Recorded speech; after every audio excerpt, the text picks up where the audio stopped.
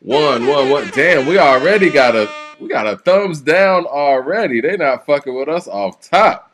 Coop, what's going on with you today, brother? How you doing? That's just petty. How you gonna pull up with a thumbs down?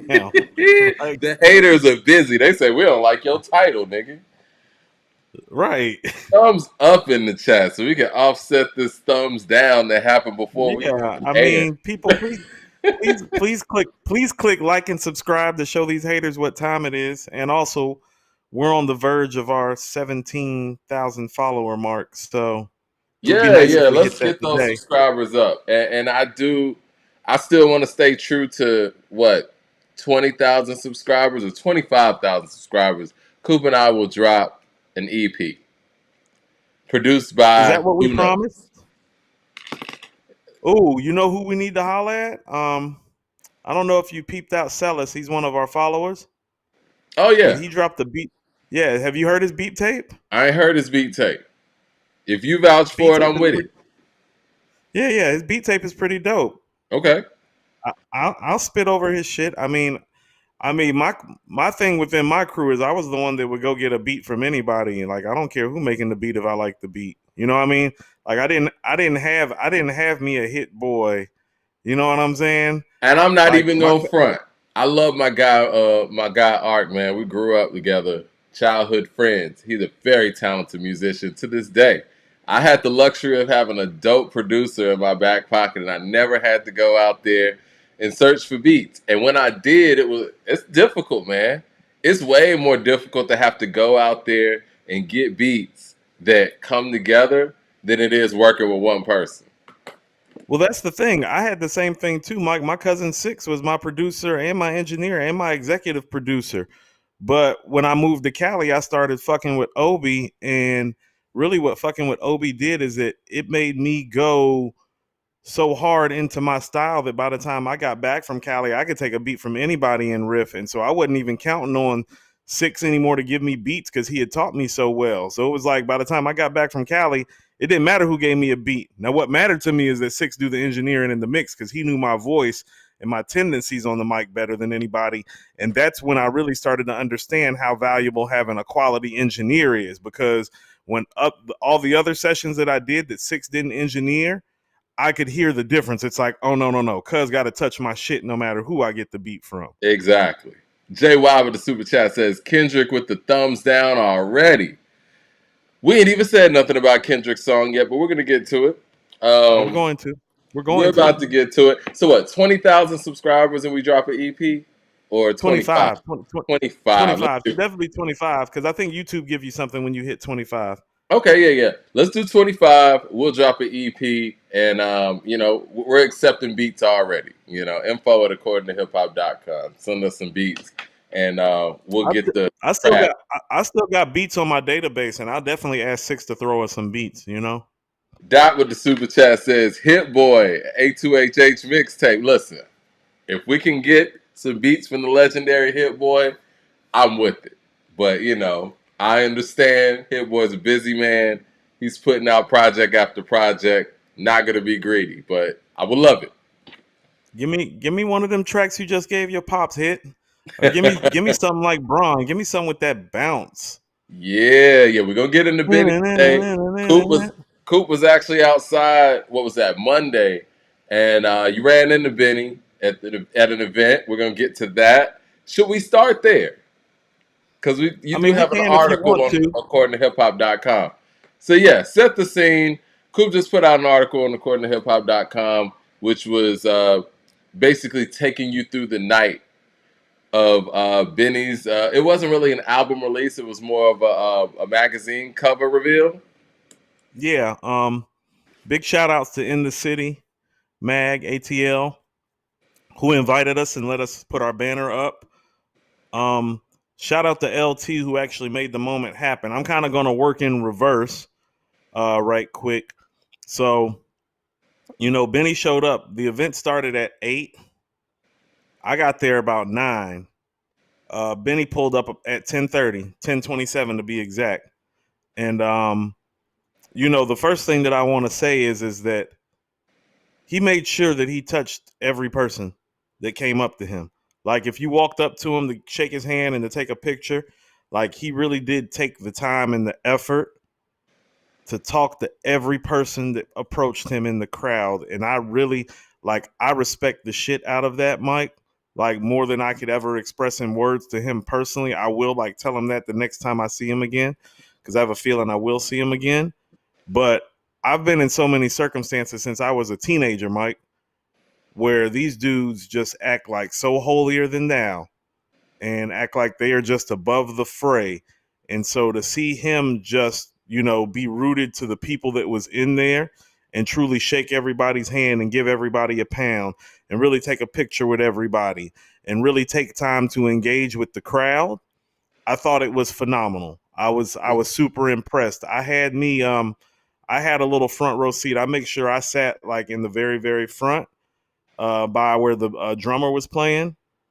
And shout out to the drummer. I just talked to Leah. She's gonna hit me with the drummer's name in a second. It's missing me right now. We was just on a thread talking about it, but that was the first thing that I noticed. I was like, okay, fam is really in here, like touching everybody. I think that means something.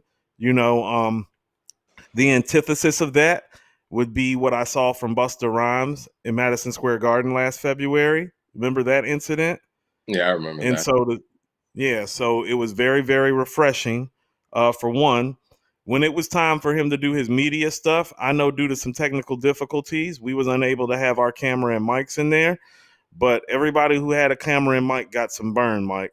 Mm. You know, like everybody. Like he even did a drop for one of the platforms. I recorded other people's interviews and drops too.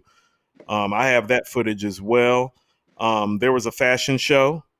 Shout out to Leah Love for being the coordinator of those things, and all the models got a picture with Benny at the end, and his manager Harlem. Shout out to Harlem because Harlem's the real reason the picture happened. So he said the model picture was going to be the last picture. And I literally rolled up to Harlem and I was like, hey, I'm Coop from According to Hip Hop. Like, I'm the dude LT told you about. And shout out to LT. Shout And out to LT for sure. yeah, no. LT's the one that really made the photo op for According to Hip Hop and for me happen. And he literally, Mike, looked at Benny and said, we got to do one more. He said, they supporting the movement. For sure. Love it. Oh, And let me get to the so, super chat real quick. Hold that thought. Mad Max says, before we get started, yo, K Dot, I heard your unreleased track. Tranquilize the song, just like like you is garbage. We don't want to hear your vocals again in this hip hop space. Retire, bum. Mm. 007 with the super chat. Shout out to 007 out in Queens. He said, you need Queens representation on that EP. Let me know and I'll fly down and spit a verse for the real this time. Shout out to 007. 007 is moving like a secret agent, and he could just fly out and give you a verse and fly right back to Queens. His name is 007 for a reason, Mike. Or Brooklyn or the Bronx or Philly or whatever. Peter Parks with the super chat. Go ahead. 007 actually hit me up today. I didn't get a chance to hit him back because I was working on the article and finishing it up. And I'm temperamental about my shit, so I'll be taking extra long when I know, I take the write up maybe even more seriously than the review because the write up is usually more of a reflection of the artist as a person than the music. Right. Peter Parks with the super chat says, blessings, guys. Let's get to that EP. Let's get to that 25,000. Let's get it. But yeah, where were you at in the story?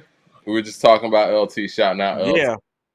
Yeah. So I was literally the last person to get like a formal media pick with Benny because he was technically done. And so Harlem bought him over and I dapped him up. You know what I'm saying? And I was like, hey, I appreciate you doing this.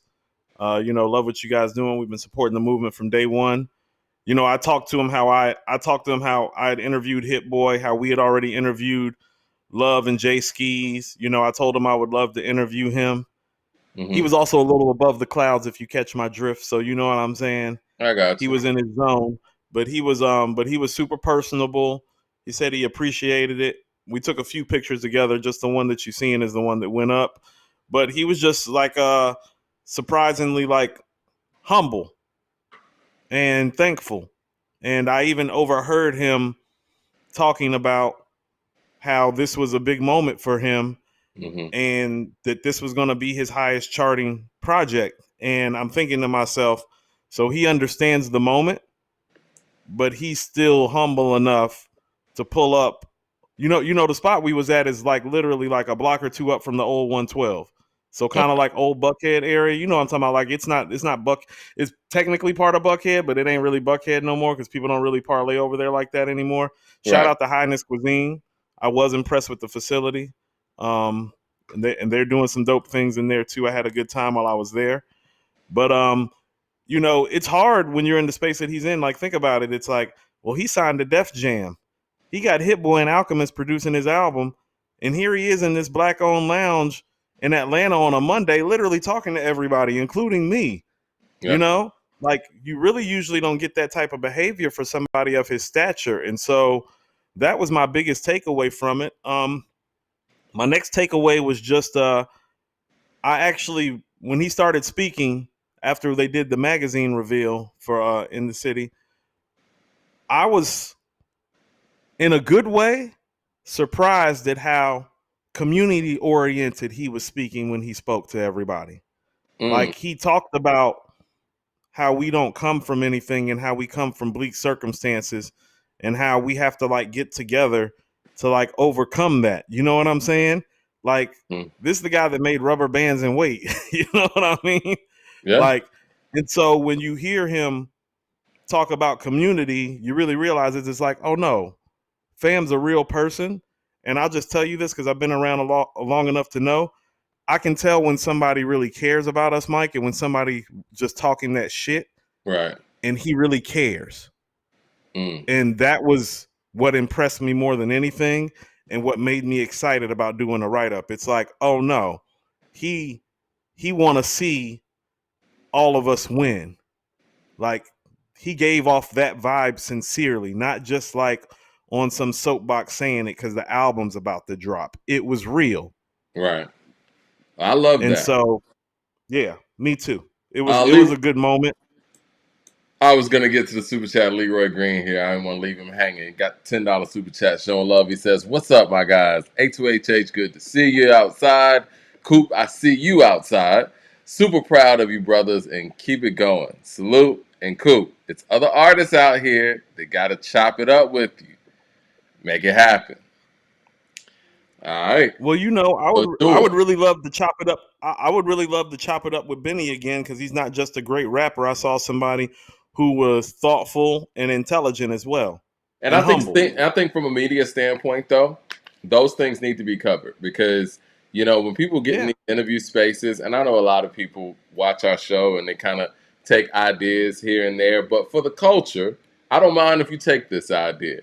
I would love to see more of that part of the, saying that speaking, the things that you're speaking about, interviews that are focused on community, not just the music, not just the beef, not just, the controversy or the critics and things like that, balance it out. And I think that that would definitely show a different side like you saw last night. And I think those type of things really humanize and help the promotional vehicle and make people fans on top of the music itself. You know what I mean? Well, that's what I was about to say, Mike. I think anybody who follows us knows that we've always gotten down with that team, have gotten down with their movement, Mm-hmm. and love their music. But I say this with all sincerity. He made a fan of me last night, Mike. You Mm. know what I mean? Like, like I'm one of those people. When I become a fan of yours, I'm going to remain a fan. And I don't feel that way about everybody in this space. It's like I always tell people, it's like, no, I wasn't always a fan of Rick Ross, but when I became a fan, Mike, No, you 10 are a toes. Rick Ross fan. You're right. I'm a Rick Ross fan. It wasn't always that way. And, much like I became a fan of Rick Ross, like I always fucked with his music. You know what I'm saying? Mm-hmm.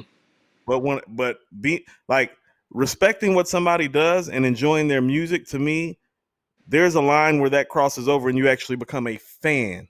Right. Shout out to Rick I Ross, cross. man. How incredible would a Rick Ross A2HH live interview be? Like, you know what I'm saying? Yeah, Like, I would love cover it. things that haven't really been covered.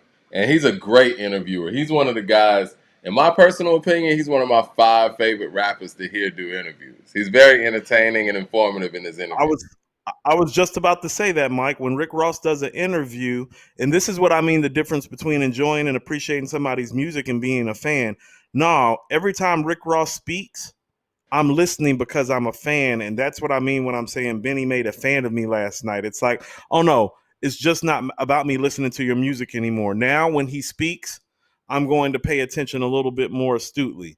Like now, I'm going to check for him on a level that's beyond rap. Like for the first time, like, and I follow him on Twitter, but for the first time, I actually went and paid attention to the stuff that he said on Twitter for the past day. Mm. That's what I mean about being a fan now. It's like, oh no, it's like you got me a little bit invested with how you carried yourself and how you spoke. And knowing that your photo ops were done and you still came over and took a picture with me, you know what I'm saying? Because I don't want to overstate myself. It's like I know we're big in the grassroots space, but he was more than well within him rights to tell Harlem that he was ready to go back and do the mag reveal and not take those pictures with me. You know what I'm saying? Sure. And so it's like, yeah, like he earned a fan out of me, and like I'm one of those people that's like, I don't know if you've seen my Prince or my Nas takes. When I become a fan of yours, I'm going to ride for you. Thumbs up in the chat, everybody. We got Jay Short here. He said it's afternoon where he's at on the West Coast. Shout out to the West Coast. Jay Short says, "Good afternoon, fellas. Hope you're having a good day. Before you get started, Coop, who will win in a versus between 70s R&B and 90s R&B? Which decade is greater?" Man, I'm glad you asked Coop because that's a joke to me. That's not even close. Respectfully. Um, what I would tell you is that I would pick the '90s actually, Mike, but not Oh by my much. God. No. No. There's no I'm gonna decade of music better than the 70s and R&B included. see. Here's what I'll tell you is that I think the more thoughtful song making got made in the '70s, but just in a vacuum, Mike, about the door, that super highway we were talking about that even we've created within the grassroots hip hop publications, the super highway that those 70 artists opened up R&B wise, the super highway that Prince and Michael Jackson opened up with their superstardom and their pop status in popular culture, Mike, like 90s R&B is special because the records are big and they're beautiful. Not just beautiful. A lot of They're those big and they're beautiful. a lot of those records come from 70s records, by the way. And many of those Yeah. 90s R&B records, if we check the samples and check the delivery and really check the cadence, they come from the 70s. But that aside, from a I'm talent saying standpoint, I'm sorry, the quote unquote superstars in the 90s, with the exception of Mariah Carey and Whitney Houston, they would have been backup singers in the 70s. I love Mary J. Casey, Blige, but Mary J. Casey Blige would have Haley been is a backup singer in the 70s.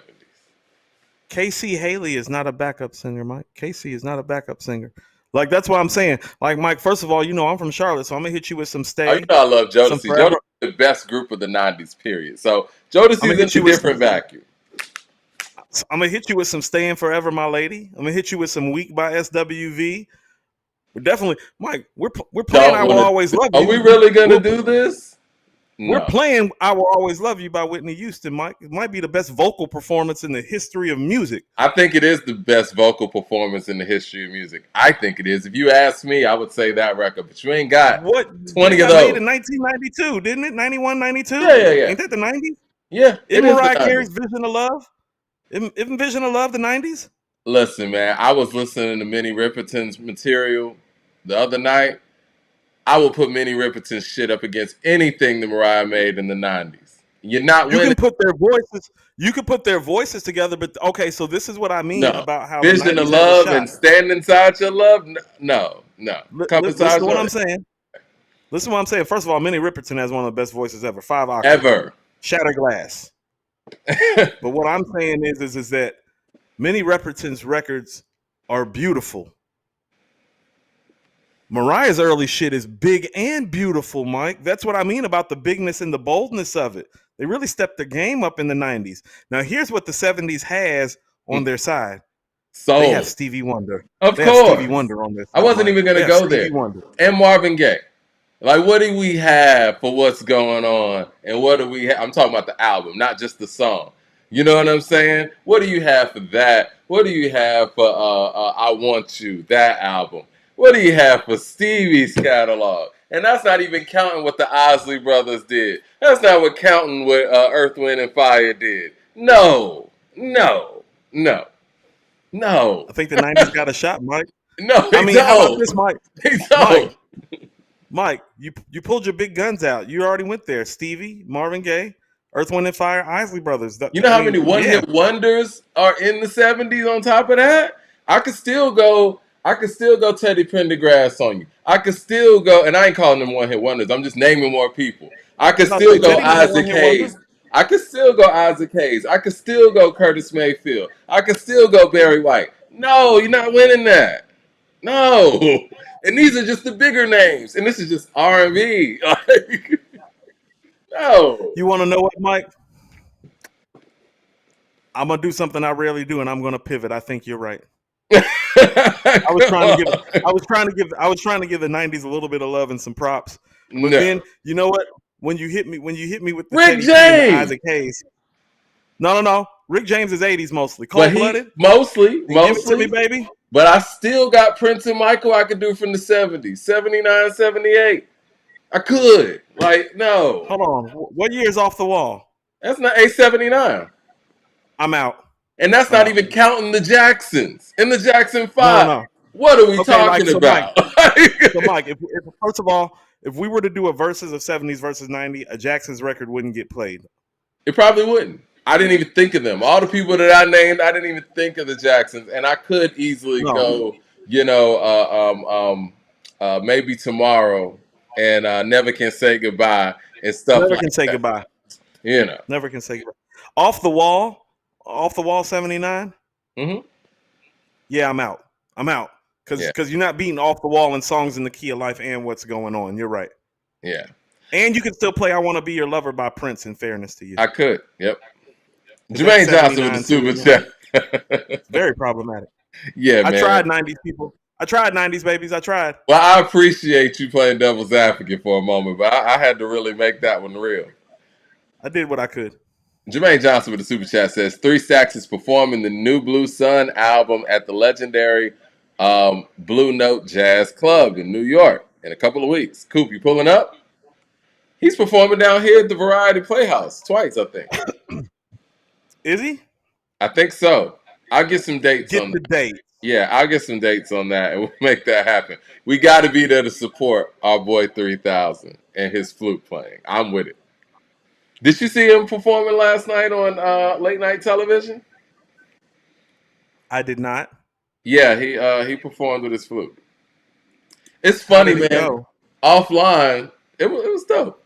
Offline, I was just talking to Coop about this. Like, why isn't Andre touring off of this? And boom, we get tour dates. Coincidence. Leroy Green with the super chat says, now that you met Benny and confirmed that he's human, what are you expecting from the album? And can we be real that when you sign the Def Jam, you're not going to make the same kind of stuff that you made on the mixtapes? I was going to get to that, Coop. Was there any music being played, or did you get any vibe about what we're about to hear on Friday? Because it's 12 records.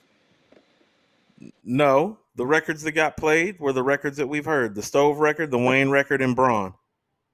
And I like that they did it that way. Now, me personally, because he's already proven as a solo MC, in my opinion, I don't have a problem with the amount of features that are on this album because it's a release on Def Jam. And so when I see Snoop Dogg, like down on the track listing, I get excited. I also feel like it's still going to be rooted because, I saw Armani Caesar down on the track listing.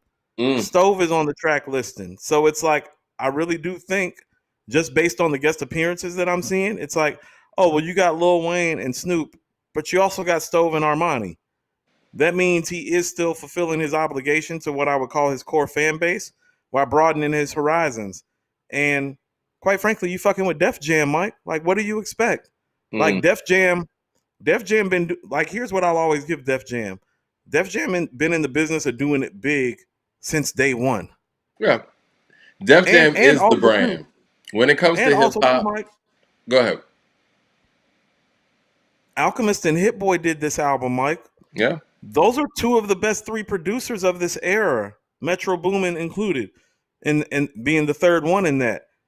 When you're signed to Def Jam, when your guest appearance lineup includes people like Snoop and Wayne, and it includes fan favorites like Stove and Armani, and Alchemist and Hit Boy are doing the production. Both I'm gonna say that proven again because people keep they're the like best skipping two that part album over. making producers in this era. The best two album making producers in this era, Thank you, possibly all time.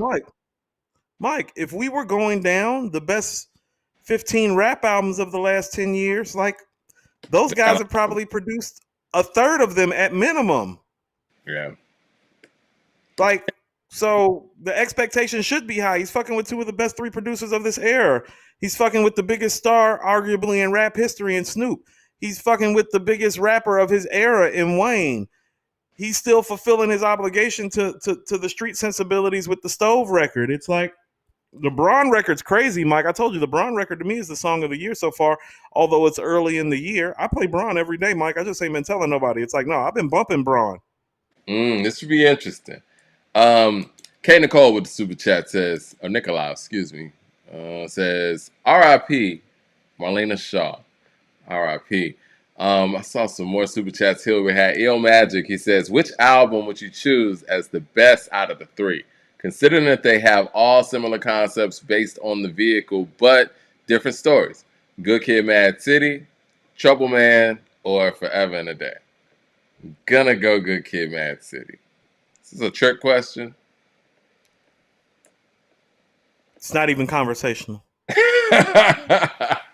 I know that Ill Magic is a big Crit fan too. So shout out to the big Crit fans out there. Y'all go hard. Not a conversation. And I think that Crit is he's one of the more underrated rappers of all time. But do you think he's the most underrated hip hop artist in his generation? Based on the work and the acclaim that he doesn't receive. I mean, first of all, I think he's one of those. Sorry, but go ahead.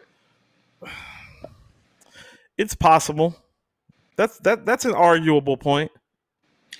But don't ever mention those. Don't ever mention those projects. But don't ever mention those projects next to Good Kid, Mad City again. I agree. We're gonna have our Kendrick time on this show, but don't ever do that again. We're gonna have our Kendrick convo, and we're gonna have our J. Cole convo. And I think J. Cole is a better MC than Big Crit, but some people could feel otherwise. But some people could also say, what does Cole do the Big Crit doesn't do? We're not doing that. Really? We're just not going.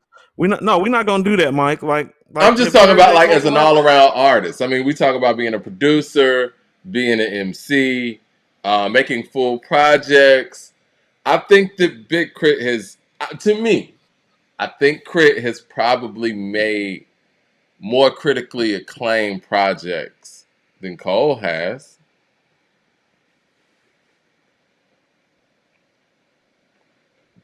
You don't think so? No. Really? No. Okay. Oh, we got to. No. Like, how about this? Mike? I want to put this in the poll. I mean, I don't know. I don't have a dog in this race. I'm just putting stuff out there. My thing about Crit's catalog is that if I want to hear this style of music, from Crit, well, I'm just gonna put in "Riding Dirty" by UGK.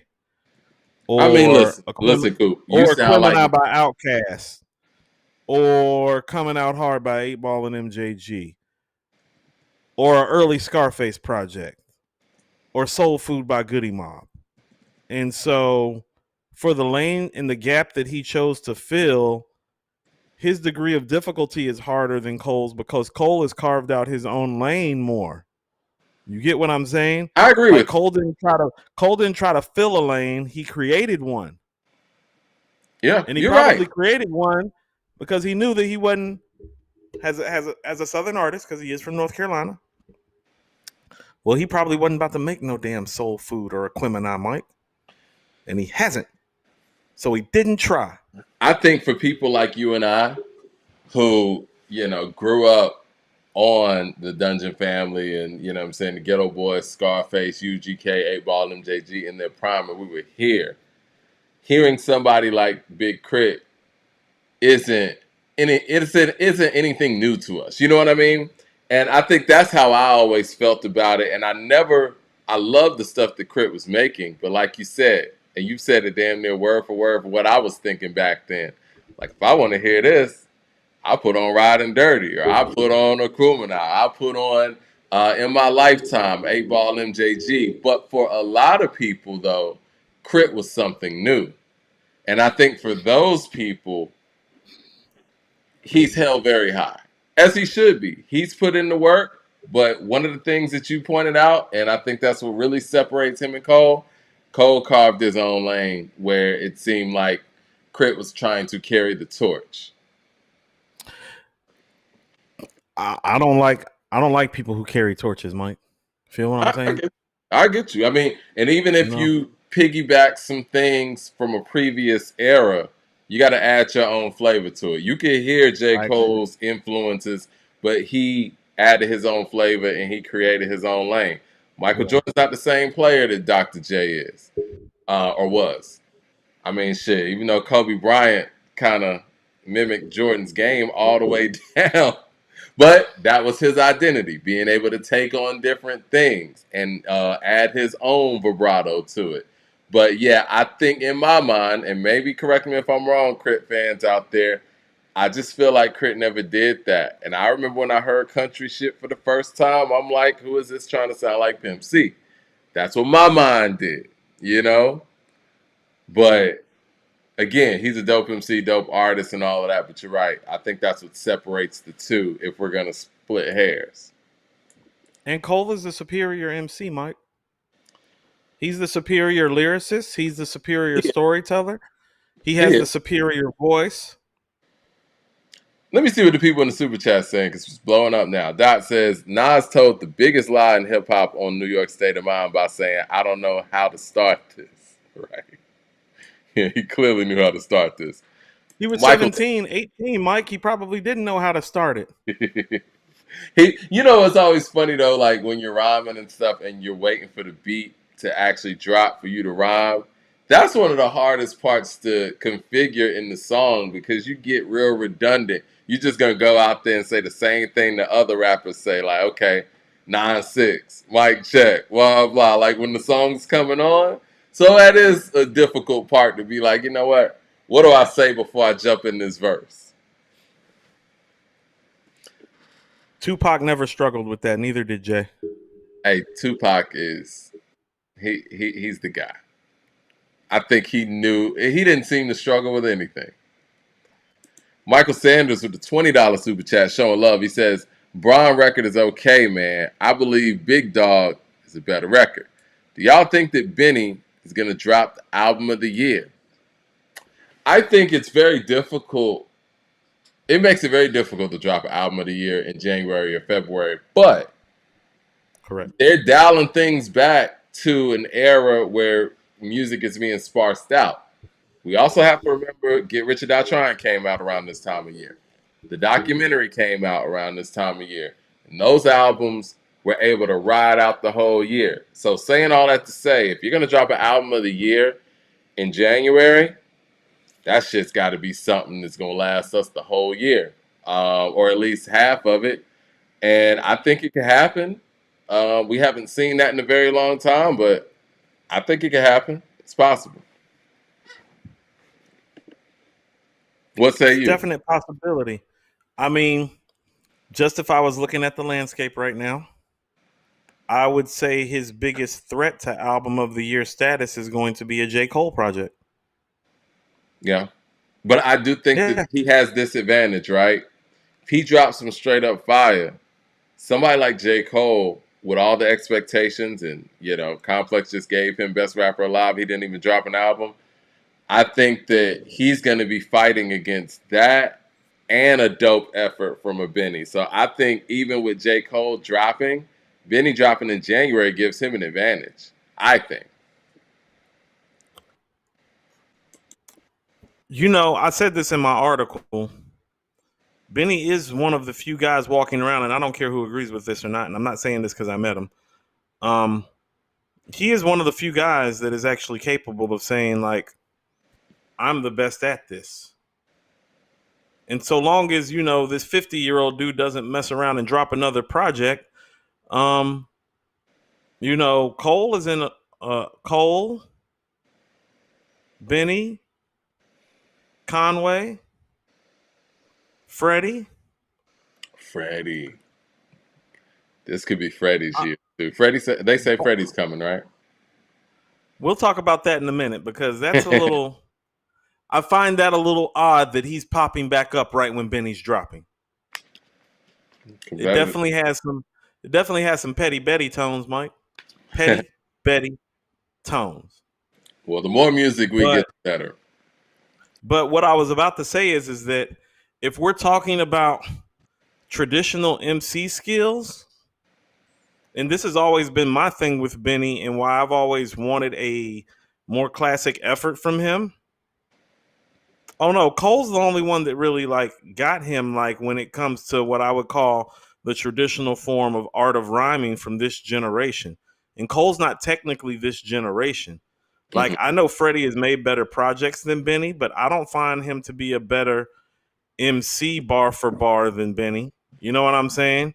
Right. And I find Conway to be a more versatile MC, but it's like the shit that he says on Braun when he's like, the only way my bitch will litter is if there's a sex tape leak. You know what I'm saying? It's like, no, he's got that type of capability to say stuff like that with ease. That's that Kane shit, Mike. You know what I'm saying? Blow for Blow is one of our favorites. Blow for Blow? Nigga. Yeah. Yeah. You better stand next to the God like Abraham. Yeah. That's not regular rap guy stuff. That's not even superior rap guy stuff. That's the shades of somebody that can be the best at this. Well, see, that's why Benny was my favorite off top. You know what I'm saying? And over time, the work that Conway was putting in, and when From a King to a God came out, I was like, yo, I got to concede. Conway got this right now. But I've always been drawn to Benny's style a little bit more. You know what I mean? Because I know he has those abilities. Thumbs up in the chat, too. Yeah. So it's there. So for me, he could take the reins and call himself the best MC in the game. And the people that would probably be able to wrestle that away from him right now just on some rap shit, as an MC, would be his older cousin Conway and Cole, as far as this era is concerned. And like I said, I don't even know if it's the whole what era are you in thing. It's like, well, shit, Mike, I was listening to Cole when he was dropping mixtapes on hiphopsite.com, back in 2008 and 9 and shit. You know what I'm saying? Yeah, that was literally 16 years ago. So as far as rappers from this era and skill level, let's say we're not saying that Nas and Black Thought and Cole, even though they operate in this era, aren't from this era. Shit, Mike, Freddie been around for a minute. I told you, Mike, I heard Freddie for the first time in 2010, my G. Yeah, Freddie been around for a minute too. I mean, I was telling you the other day, what's stopping somebody from coming in and being the new Freddie? You know what I'm saying? Right. So if we're talking about people that actually have popped up and made their run in this era, I mean, him and his older cousins would probably be the two guys that you would have to say on some MC shit. And so then it just becomes a question of the album quality reflecting that. And then I go back and I think about it and it's like, well, damn, he did make Tana Talk 3, Mike. It's pretty great, don't you think? Yeah. Plugs I Met, Mike, is pretty great, Mike. I fuck with Plugs I Met. I go back and listen to Burden of Proof now, and I'm like, well, damn, that album's actually really damn good. It's just the wrong year, Mike, because a lot of guys made great shit that year. 2020 Like was stacked. 2020 was just a stacked year. That's still a dope project. And I think he, much like Nas on KD1, hadn't totally adapted to the new sounds and styles specifically that Hit Boy was providing. That's part of why I'm excited about this too. Is it's like, oh no, you done got time. Like, think about this, Mike. Remember what we thought about KD1? And it was like, ooh, it was kind of like you can go back and listen to it, and you can tell that they were still finding each other out, like artist to producer. Well, we already know he know Alchemist well. Yep. We already know he know Hit well. I'm expecting this shit to come off like that. Christopher Hogan with the super chat says, Crit's more soulful than Cole. JY with the super chat says, thoughts on Insano. We're going to talk about it. He said, thought it was pretty trash, and I'm supposed to be in Cuddy's demographic. Interesting. What do you Jermaine mean Johnson. when you say... Go ahead. I was going to say, Jermaine Johnson with the super chat says, I do agree that Cole is a better MC in its purest form. However, Cole don't have a project better than Forever is a mighty long time. I saw somebody else in the chat say that as well. King21 with the super chat says, Big Sean will drop album of the year. Just wait. Okay. Who? K Nicole with the super chat says, since Jam Master Jay and DJ Jazzy Jeff's birthday just passed, might y'all do a top 10 DJs of all time list or station head? I like that idea. Do want to give the DJs some love. Mad Max with the super chat says, FNL is greater than Forever. It's a mighty long time. Stop it. Friday Night Lights, that is. I agree. Christopher Hogan with the super chat says, y'all comparing Crit to Groupon's shows how great. I'm sorry, y'all comparing Crit to Groupon's shows how great he is. And he makes all his beats unlike the groups y'all name. Sean Dupree with the super chat says, Common's dropping a Pete Rock produced album. Thoughts? Jay Wild with the super chat says, 3 Kanye West albums this year. Try dropping one first. Okay. Where we going? First of all, that's wild. Let's work in reverse. Kanye ain't dropping shit, Mike. I believe it when I hear it. He's more concerned with taking pictures of Bianca's ass than he is making music. Fact. Second of all, I hope something comes out. Second of all, I'm with you right now, man. We need to hear one album. Forget 3. I'll take one good album. It's been a long time since he did that too. Mike, I'm gonna say this about Big Crit and J. Cole. Nobody asked you niggas to make beats. You chose to make beats. I like Big Crit's beats. I don't give a Mike. How about this? If you're gonna make your own beats, you better have more classics than both of them have. I ain't trying to hear that shit. So when you talking about, well, he made his own beats unlike Goody Mob and Outkast, good for those guys. They know better. Outkast actually made some of their own beats. So they made some of their own beats on AT Aliens and Aquemini, right? And Stankonia. Or is it mostly AT Aliens? It's mostly Aquemini. Stankonia. AT Aliens, I want to say, Organized did 2 Dope Boys. Outkast did AT Aliens. They did Elevators. Jazzy Bell was Organized Noise. Yeah, it was kind of half and half on that one. And it kind of kept turning. Like, Organized Noise did a whole Southern Playlistic. Go ahead. Was it Mr. DJ? Yeah, Mr. Part DJ, of that collective. You know what? Let me stop guessing. I got the vinyl right here. Mike, grab the vinyl. Yeah, because here's what I'll tell you. Yeah. When you talk about Outkast making their own stuff with Mr. DJ, Mike, you know how many people that is, right? Do the arithmetic. DJ's 1, yeah. 2, yeah, 3. When it be Crit and Cole, it be 1. Right. That's not fair. Yeah, you're right. 1. And guess what? You want to know what happens? When you just make your beats and you just rap over your beats and you don't have help, you don't have enough classics, Mike. That's why Dr. Dre gets help. That's why Kanye gets help. Because they fucking know better. And you know what? Stop making it seem like No, I'm sick of these dudes running around thinking because like making your own beats.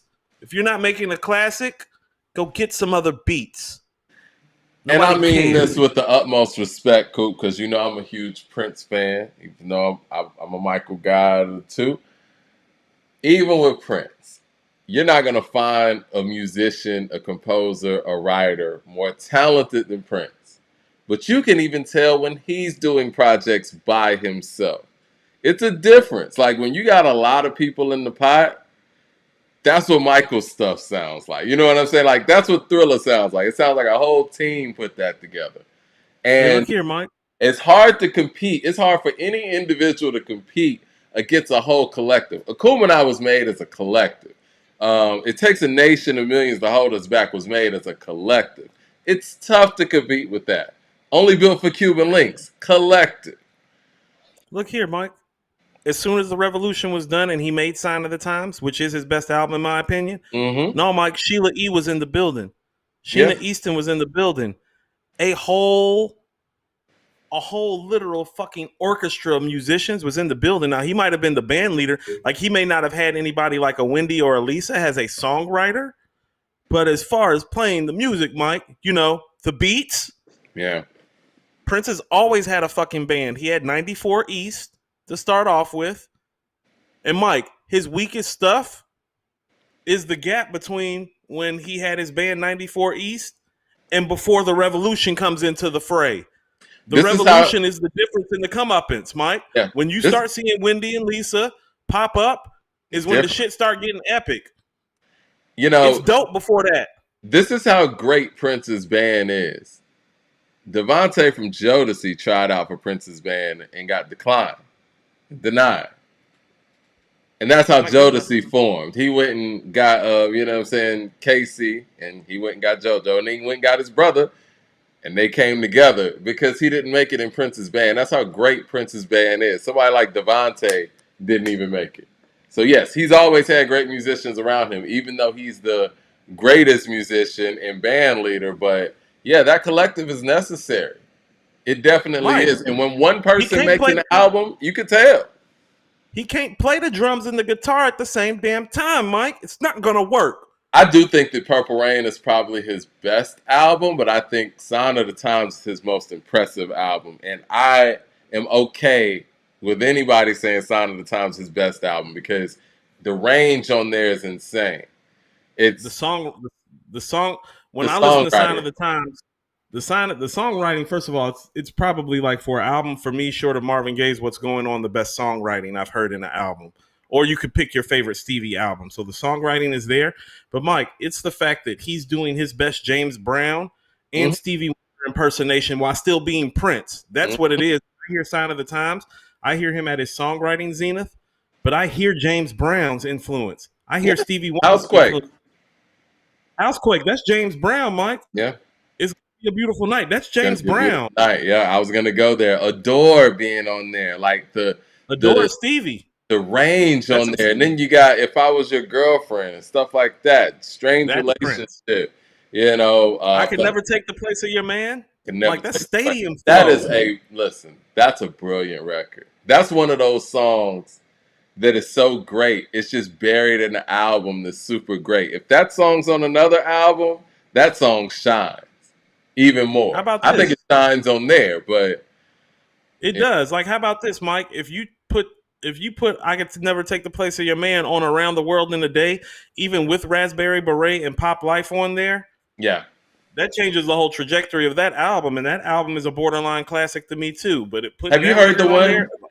Have you heard the version that he recorded in the 70s? yes. It's dope. You know, And it's just a dope song. And it could have been on anything at that point. But the fact that he bumped that song up to the level he did on Sign of the Time, impressive. You Impressive. know, he made that record because he was watching people like Tom Petty and Bruce Springsteen sell out stadiums, and he was just literally like in this place where he's like, "Oh, I'm black and I'm better than them at that." Here I you go. thought that was Purple Rain's initiative too. Yeah. Well, he Yeah. was better. Yeah. No Of disrespect to course. those guys. He's better. No, he is. They would probably say that too. Um, They would. Starship and Coffee too. Beautiful record. Mad Max with Mike, Super so Chat. many beautiful records. It's an incredible album. So yeah, if somebody said that album's better than Purple Rain, I ain't mad at that. But Purple Rain is just one of those, man. every single song is a banger. Look, since you pulling out vinyl, Mike. I got that on vinyl over there. Hold Yeah. on. Hold on. Yep. Got Sign of the Times and Purple Rain over here. Mike, this is with the original sticker on it. I know. I These are the remember. original album Yeah. stickers. Yeah. Incredible. Mad Max of the Super Chat says, Crit, we come talk to me when he's Crit can come talk to me when he say someone like him told to come off his chain and trying to die over a cross, just like the start of Christianity. Mad Max, man, you gotta retype that one. He says, Crit, come talk to me when he says something like somebody told him to come off his chain for trying to floss, die over the cross, just like the start of Christianity. Yeah, this is what I'll say. Cole got the quotables. I'll give Cole the quotables, but I think Crit makes that music that people feel. Like they said, Crit got the soul. I do get that, but it's one of those things that it's like, and I'm not saying this disrespectfully, it's like after I hear a Crit album, I usually want to go listen to one of my favorite Southern rap albums afterwards. Mm. You know? It's like, damn, I want to hear ATLians now. Well, I don't want this to turn into a tangent, so we can bring it back around to Cole. What you think about Complex making J. Cole 2023's best rapper alive? Respectfully, that's some bullshit because he didn't make an album. And I've been the main one saying this, and so I'm going to keep on saying it. You're not the best rapper alive until you make an album that reflects the fact that you're a best rapper alive. Period, point blank. I told you. My verse of the year was First Person Shooter, Mike. Would have even argued the year before that, Johnny P's Caddy could have been verse of the year. Oh, no, he's had a ton of verse of the year contenders. But if you're going to be called the greatest MC for a year, Yep. Album, Mike. You have to have an album. You have to have an album. I mean, and that's why it's like I told you, I'm kind of tired of all these verses. Like, not tired in the sense of being tired, like, oh, I'm sick of hearing J. Cole. It's like, okay, so you're obviously in rare form. Can I get the album that reflects the rare form that you're in so that we can call you the greatest rapper alive? And so I can walk around personally saying, no, the greatest rapper alive is from North Carolina, right? No, speaking of which, man. Speaking of which. Did you know that? Did you know? Speaking of which, though. You mentioned First Person Shooter. And that's on the Drake album. Drake came out with an album last year. And then the year before that, they gave it to 21 Savage. He didn't have an album, but he had that album with Drake. And clearly Drake out-rapped him on that whole album. And for whatever reason, Complex gave him the best rapper alive for 2022, I believe it was. Is Complex over here ducking and shading somebody like Drake from one of these type of honors? Because clearly they're not going to give it to Nas for whatever reason. Nas dropped 2 albums, was the best MC last year that dropped the project. But from their mainstream palette, what's stopping them from giving Drake either one of these years? I mean, Mike, just in the years that we've been doing this show, the best MC in 2020 was Conway the Machine. Yeah. In okay, 2020. Yeah, from end to end in 2020, it was Conway. Yeah, straight up. Mike, 21, 22, 23 is Nas. 3-peat. It is. Yeah. It is. So if we're just being honest, this is why I always keep on saying this, Mike. I'm always going to lean on the quality. The quality of the bar work, the quality of the project. 2020 is Conway. The next 3 is Nas. There's no room for Drake. There's no room for 21. Mike, everybody know that I'm from Charlotte. My family from Charlotte. West Boulevard in the house. Beatty's Ford in the house.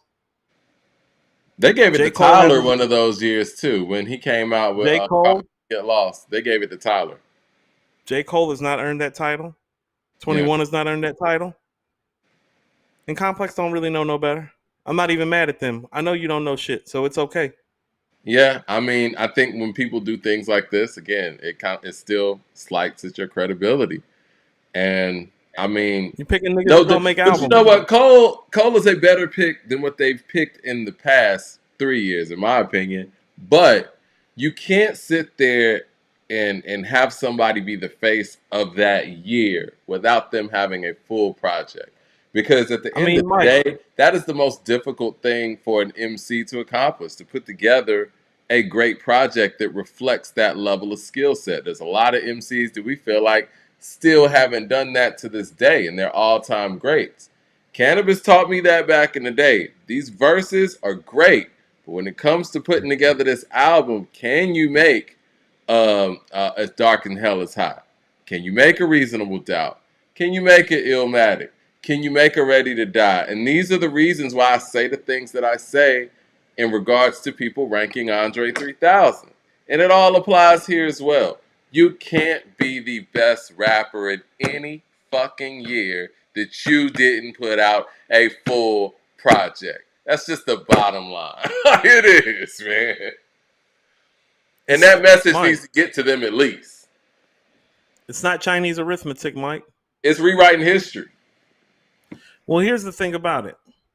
Even when you're talking about, well, they're doing a better job, it's like, that's like saying, man, that slave master that owns this plantation doesn't beat his slaves with a whip. He just beats them with a belt. Nobody give no fuck about that. You're still out here owning slaves.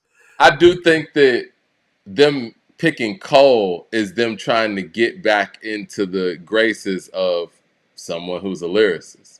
Them picking 21 Savage, and I say this with no disrespect, like, where's hip hop at when somebody with the skill set of 21 Savage is being named the best rapper of that calendar year? You're telling me at 365 days throughout that year, there wasn't a person that displayed better lyrical prowess than that MC? Sorry. Well, I mean, also too, and I even realized this when we did our collab with the Rap Roundtable. Is like, well, when they was looking at us like 21 King of Atlanta, and I was like, how'd we get there? Like, Right. Mike, I felt like somebody like, Mike, ain't it supposed to be like red or blue pill? It's like I felt like somebody gave me a purple pill when they said that. I was like, hold on, what time machine I am I mean, in? you know how we So get there? You got your whole city on trial. You got, you know what I'm saying? One of the members, the strongest lyrical member of our biggest group, gets killed. The group disbands. You know, people like Gucci kind of slow down and they're living a different life. Same thing with Jeezy. This is how these things happen. And people like T.I., I mean, he's been supposed to drop his last album. We haven't gotten it. And a lot of the good stuff that Tip does musically gets, underrated and understated. I think hip hop's kind of moved on from Atlanta, unfortunately. And I don't think that any of the people in Atlanta who were making noise and who were really holding that mantle are taking all of that in and putting out the material to, get the city back on top. what's the last classic rap album that an Atlanta rapper made, Mike? Whoo, good question. Because I would tell you that would be the problem. It is the problem. And I'm not going to skirt away from that. It will probably be somebody like Future. I'm about to say, is Dirty Sprite the last classic that an Probably Atlanta is. rapper made? Off the top of my head, Dirty Sprite 2.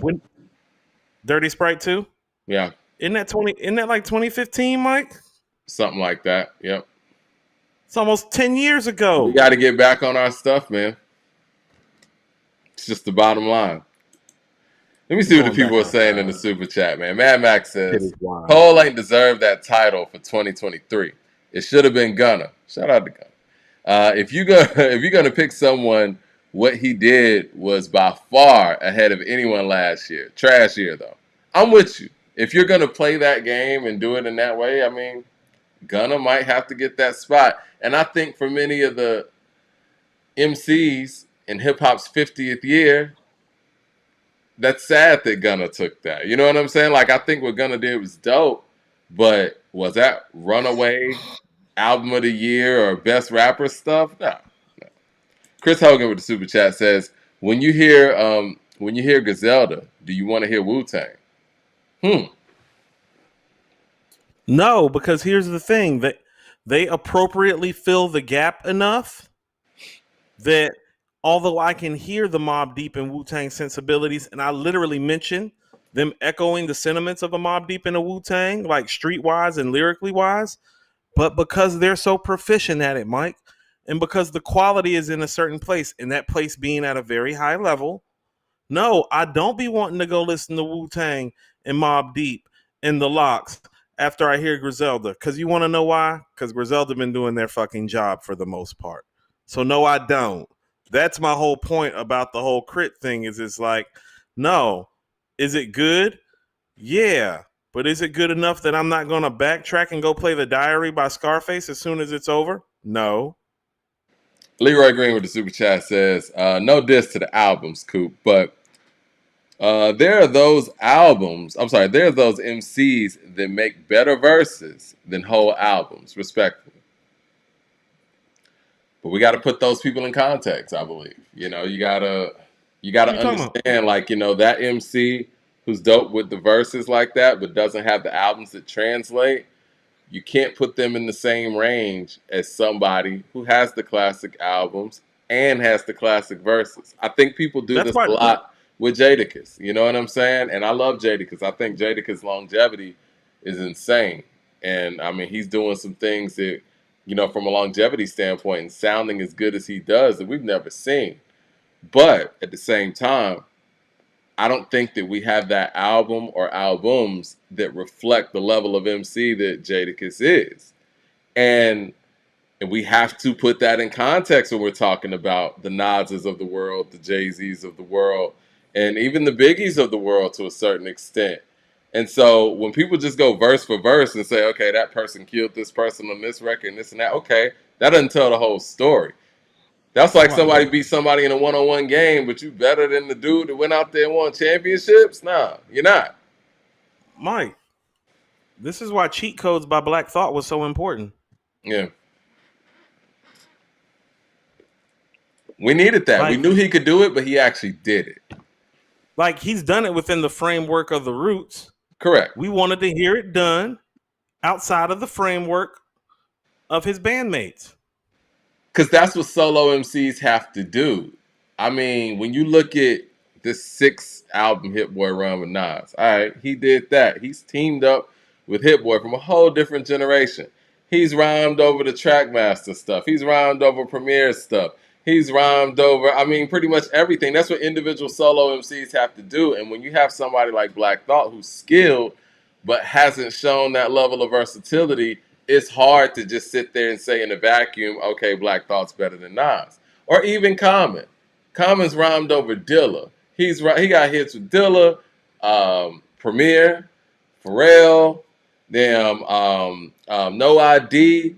He has a lot of versatility in his catalog as well, and that needs to be considered. Yeezy. Oh yeah, I forgot about Kanye. I mean, I thought I couldn't mention Yeezy's name, but that's a Oh gift. no, I can, Mike. It's you. It's you that's on band. Well, It's I not me appreciate that's you band that's talking chiming on in you. with that one because Yeezy was his best producer. Well, here's the thing about it.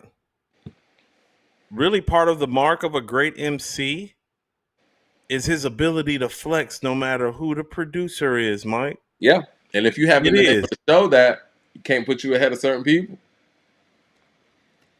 You know who does that very well though, and I know that Method Man to me has one of the strangest hip hop careers. He's so versatile. Only thing Method Man is missing is that Doggy Style album that I think we all believe he had the ability to make to some degree, right? Method Maybe Man not can do it doggy all. style. Doggy style might be high because of his style, but I do think he had a ready to die in him. Really? Let me ask you Yeah, this. doggy style is Doc, better than ready to die. Dr. So Dre is the best album maker in hip hop history, right? Best right. producer in hip hop. I have to say that now. I lost miserably with my number one pick. What do you think a Dr. Dre in that era, a Dr. Dre produced Method Man album sounds like? Like, let's just say that Method Man talent fell in Dr. Dre's lap instead of RZA's lap. What does Dr. Dre do with a Method Man album? I think you get something closer to the documentary than Get Rich or Die Trying, but you still get a classic. I can believe it. Because Method Man's ability to change and switch things up, he doesn't get enough credit for that, especially in that early Wu-Tang era, because he was kind of the guy who carried the flag of Wu-Tang into the mainstream, because he would be able to get on records that the rest of the guys at that time, with the exception of Old Dirty, weren't able to, really seamlessly get on like that. Mike, all the classic Wu-Tang projects have one thing in common. Yeah. And that's Method Man. Yes. And big Into the time Method Man. Wu-Tang. Into the Wu-Tang. For Cream. people who feel like METHOD Man. Yeah. Yeah, Into the Wu-Tang. Cream. Wu-Tang Clan ain't nothing to fuck with. Mm-hmm. Shame on a Nigga, which is my personal favorite on there. Yeah. On Old Dirty Bastards album, Rawhide. Yep. On the Purple Tape, I think we know what he did on the Purple Tape, Mike. Ice Cream. Wu Gambinos. Of course. Mike, I've said this all the time. The Purple Tape and Liquid Swords is a classic if Method Man's not on there, but it ain't the same level classic. No. Shadowbox. Like, the Purple Tape's not a top 5 rap album without Ice Cream and Wu Gambinos. Without that hook on Ice Cream and Wu Gambinos, is that a top 5 rap album? No, it's not. It's like that. That's very strong to say. That's a big hole. Bro. When you talk about Ice Cream being removed, that's a big hole. Mike, what is that album without that hook on Ice Cream and that hook and that verse on Wu Gambinos? It's not the same project, because that project is the strongest second half of a rap album in rap history. Who sewed up the end of the album? Yeah. Got to give him credit. There's no shadow boxing on Liquid Swords. There's no back and forth between the hook on Living in the World Today. Nah, that shit matters. JY with the super chat says, Middle of the Ocean on Her Loss is crazy fire. Yeah, it is, man. People don't want to give Drake his credit when it comes to the rhyming shit. Wayne said it's because Drake's light skinned, but I don't know if that's the case. Mike, Iron Man and Supreme, Mike. Box in hand, $150. Hello? Yeah, man. He's important. Leroy Green with the super chat says, pardon me again, LOL, but Coop, Rakim's verse on ELE 2 in 2020 was better than whole albums. Yeah, we got verse of the year. Yeah, it was our verse of the year. It was better than a lot of albums. Rakim, but that verse wasn't. But that one Rakim verse wasn't better than all the bars Conway put together on From a King to a God. No, you can't do that. You can't do that. It's impossible. Not fair. Yeah, it's not. It's not fair. Jermaine Johnson with the super chat says, someone that shows up to work for only 10 hours per week can't be employee of the month. I love that analogy. You know, one of my favorite verses of all time, or one of the most impressive verses, comes from Holocaust on the Bobby Digital song. And granted, Ghostface is on there. Ghostface is spitting a crazy verse on there as well. And so is Dr. Doom, and so is RZA. But in my personal opinion, Holocaust's verse, it kills all those verses if we want to go like that. But I would never say he's better than Ghostface because he had a better verse than Ghostface on the record. Hey. Like, it is what it is. Mike. Hey, Mike, just real quick. You know what the second best verse on that album is? Method Man on NYC Everything. Yeah, his verse on NYC Everything is crazy. It was a quotable on BET, I remember back in the day. Yeah, it was a quotable in the source, and it should have been. Yeah. Well, it was like, sandwich ain't a sandwich without Miracle Whip. Shit. Like this, when Method Man shows up, he shows up. Like, he's the feature king, in my opinion. Like on Lemon, his features matter. King to a God. Mm-hmm. Yeah. You know what? Even his feature on Limp Bizkit's All In Together Now, produced by DJ Premier. Regardless of what you feel about that record, that nigga is snapping on there. That's Method Man in rare form. He's great, Mike. Yeah, man. 12 rounds of throwdown. He's insane. But here's also the thing about it, Mike. We both have Ray and Ghost ranked higher, and guess why? Exactly. It's because the albums, and we're not about to switch up the rules for guys now because ain't nobody making good albums. consistently. We're not going to sit here and be like, okay, well, this person is going to get a pass. Because if Method Man was in this era with the same career that he had, he would be the guy. It's just real. Like, how about this? If Method Man was walking around right now, he'd be the one everybody was talking about was the best MC. If we just able to go off of features and hooks, if we're talking about features, look, in charisma. If we're going off hooks, features, and charisma and star appeal, he'd be beating all these niggas right now. Not only is he going to give you a great verse, but you're going to get a killer hook on top of that. Like, come on. And he is more charismatic and has a better voice than all these niggas too. That's what I mean. Like, he beating almost, like, if this is the metric that we're using, Method Man beating all these niggas, all of them. That's what I'm saying. All of them. Straight up. All of them. You remember his feature on that Woo Wear song? He didn't even really do anything. But he took over that record, man. And then came with like a little scat at the end, like he was about to do a verse or whatever and didn't do it. Shit was crazy. I don't even love Woo Wear, but he's the highlight of that song. He is. You're waiting on him to possibly spit something. And never did. Michael Williams with the super chat says, not comparing Cole's features to what Big did, but would you have an issue if someone said that Big was the best rapper alive in 1995, even though he didn't drop an album? It's a very good question. Yes. 95, we have Only Built for Cuban Links out there, and we have Mobb Deep's The Infamous out there, so Prodigy's probably going to get some burn there. I think what helps the argument here is that the One More Chance remix comes out in 95. Junior Mafia comes out in 95. So Big kind of did have album work out there and new songs out there as opposed to just doing features. What year did Me Against the World come out? 95. Tupac. The end. What the fuck are we talking about? Esquire with the super chat says, let's not nitpick by constraining the best MC title for a given year to an MC who dropped an LP. The range and consistency of those features was special. I don't think it's nitpicking, man. You have to full album. No, you have to rap consistently. Like, Mike, that's like this. This is 3,000 talk, man. Let's say no. Mike, imagine this. You go to work. It's 365 days in a year. So let's say you get a month worth of vacation time and you get a couple weeks of PTO and you get a couple weeks of sick days. So let's say of those 365 days, let's say that you work 300 of those days. And they give the employee of the year to a nigga who worked 150 days. Yeah. Everybody gonna be feeling some type of way about the nigga winning employee of the year when the nigga only worked half the year. And you like, I've been in this bitch for about 10, 11 months strong.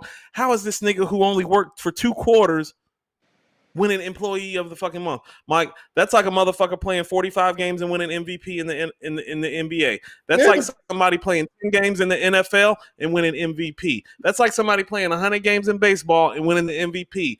Fuck no. Mike, this was the analogy I was gonna give. Let's just say somebody made 5 threes and attempted 10. Your field goal percentage from 3 is 50%. And then the other person who attempted 100 and made 49, they're at 49%. And you give the 3-point title to the person that made 5 threes and attempted 10. No, you don't. Right. No. Like you know who's leading the league in 3-point percentage right now, right? Who's that? Durant? Grayson Allen for the Phoenix Suns. Okay. You know who's second, Mike? Who's that? Kevin Durant. Kevin Durant is shooting almost 47% from 3 this season. He's a few percentage points behind Grayson Allen. Now, who the fuck you think shoot more threes for the Phoenix Suns, Mike? Right. Thumbs up in the chat. So who walking around thinking that Grayson Allen's a better 3-point shooter than Kevin Durant? That's what y'all pretty much saying. Like, who really believes that when a lot of the threes that Grayson Allen is getting is because they're doubling KD? Right. And he shoots the ball over to Grayson Allen, who's shooting the shot uncontested, while KD is literally having to bring the ball up court and pull up from fucking 28 feet with people draped on his ass. It's not the same thing. It's not. Give a damn how many guest verses you do. Not giving that shit to Biggie in 95. Not giving that shit to Cole in 23. Nah. Fucking rap. But I will give Biggie this. He actually had a lot of music out. It wasn't just spot verses. Jay Short with the super Yeah, chat says, he had songs out still. yeah, he has songs out. So it's a little different. Jay Short with the super chat says, my problem with the J. Cole is that when people ask what it is, what is it going to take for him to make a classic, no one has the answer. That almost makes me think that he can't because there is no answer. You know, I think that's an interesting point, right? I think that the fact that we're not getting many people aren't getting the album that they feel like his skills actually encompass, and we don't have an answer to how things could be better. I do think that is kind of troubling because I think it kind of gives the notion that I think we've got the best that we're going to get. Possibly. We're about to find out. We're about to find out. This is the year. And, you know, no added pressure, but if there is any year for anyone to prove that they can make a project that reflects the level that they're at, this is the year.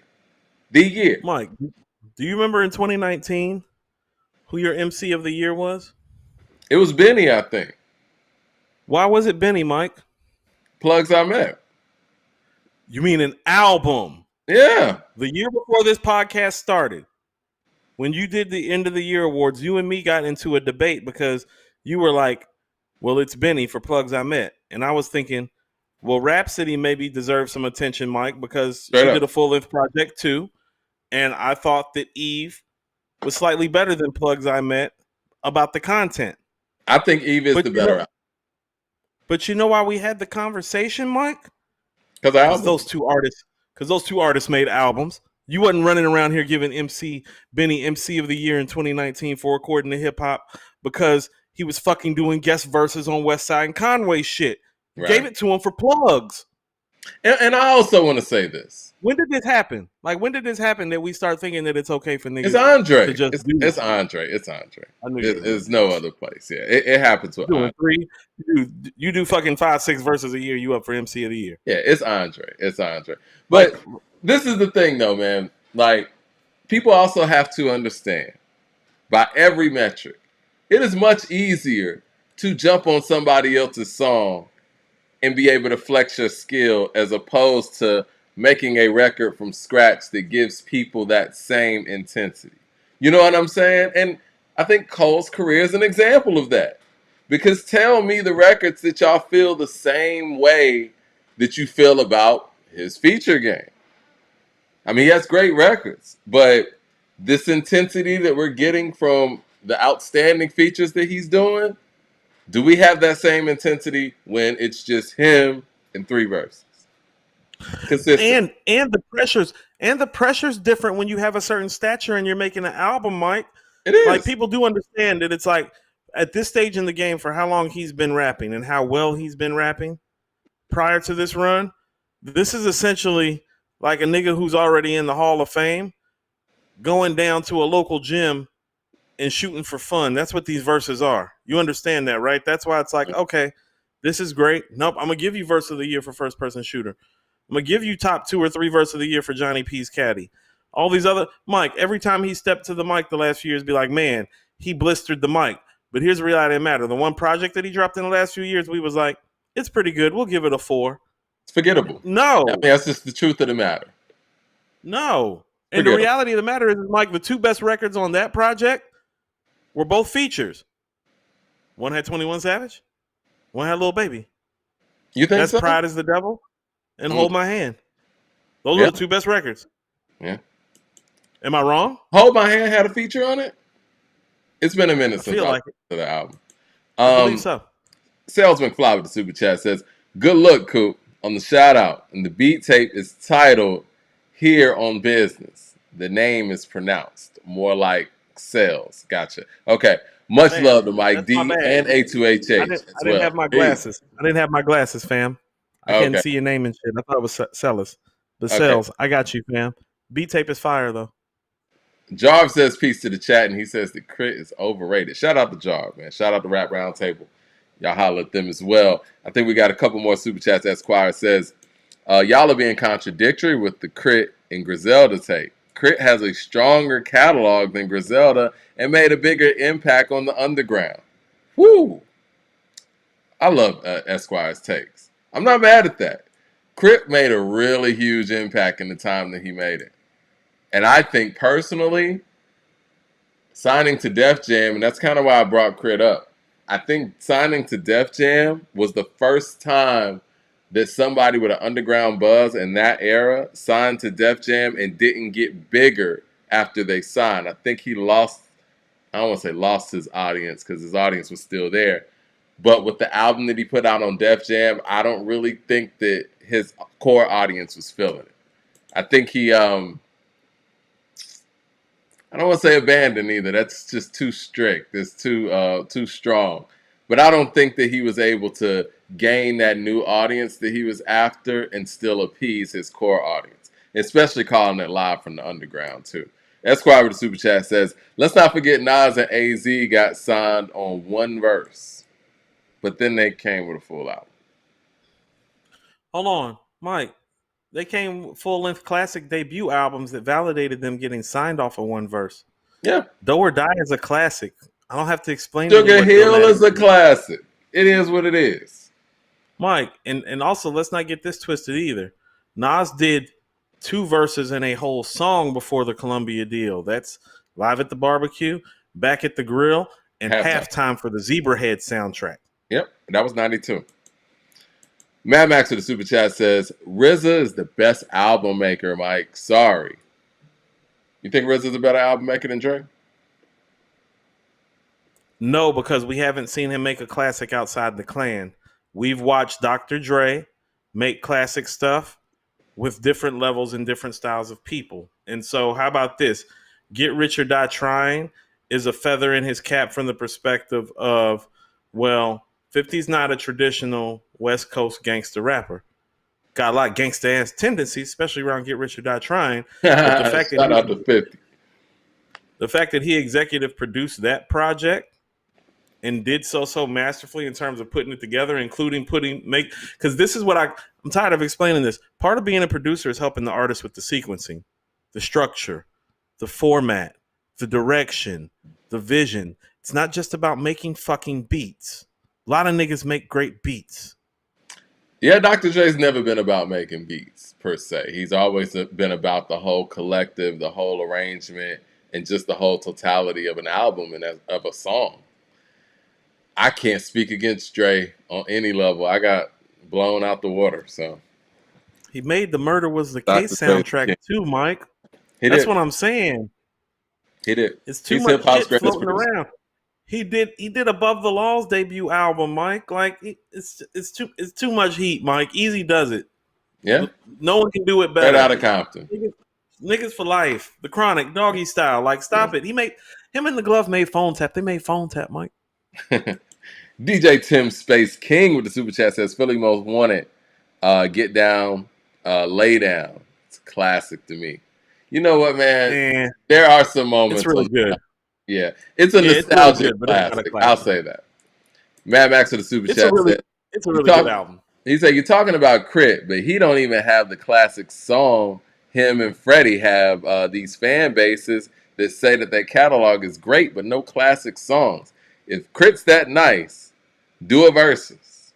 Do you think Freddie doesn't have a classic song? I understand what Mad Max is saying. He's talking about singles, bangers, and things like that. But Freddie is like, he doesn't appeal to radio in that way. So I think he has classic songs, just not in the way that most people view a hip-hop classic song." What do you think? I understand. Because he got classic albums. How can you have classic albums and no classic song? No, I understand where he's coming from with that. But there is something to be said. I told you, Mike, I've been going back and listening to Freddie's early shit. Mm-hmm. Like before the Freddie album early, which I think is like 2016. Mm-hmm. Like before Bandana, before Alfredo, before Pinata. Like the stuff before that. Mike, I'm telling you, that shit is dope as fuck. Yeah. He is one of the most consistent song makers that this game has ever seen. It's just the level that he operates on and the things that he talks about and the way that he talks about it, Mike. It makes it very hard for you to label it classic. He doesn't have a grinding or if you know, like a Pusha T. Like he doesn't have those records, but he does have some like whamp whamps and some keys open doors and some Popeyes and some Never Will It Stop and some Doorman. Like he's got some of those. And so he's got classic records. It's just not notarized. Even the early stuff, Mike. You're right. Even the early stuff. I think the notoriety is the only, I mean, if you want to say it's an issue, because I think where hip hop is now, hip hop's in its own space, and people who are paying attention to hip hop are paying attention. So I don't think Freddie is even missing the mark on that level. I think that, yeah, if there's anything that people want to knock or what Mad Max is saying, yeah, the quote unquote notoriety from a mainstream perspective. But I do think that Freddie even has a mainstream appeal, even if they don't gravitate to the actual material. Like you said, they gravitate to him. You'll see him out there. I was about to say, you know what it is, Mike? His songs aren't mainstream, but his personality and his charisma is. Definitely. And that's what it is. It is like, you know, and also, too, this is what I mean. It is like, you know, I told you Scotty Beam was probably my favorite record of 2020. You know, if you listen to Freddie talking on there, it's like, well, it's going to be hard to label that a classic because when he's saying, they pulled me over, I asked them, what's the problem, sir? My license insurance popping, sir. I hate to be on the run for smoking an officer. Yeah, you can't air that.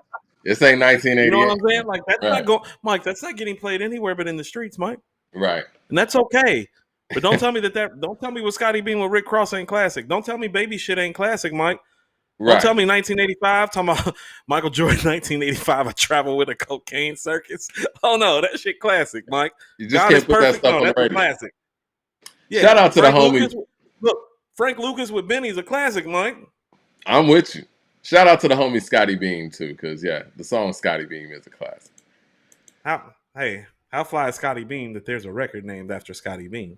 For sure. Fucking hella, like Mike, even when he talks about Scotty Beam, fucking hella thoughts, but I really want me a Scotty Beam. Classic.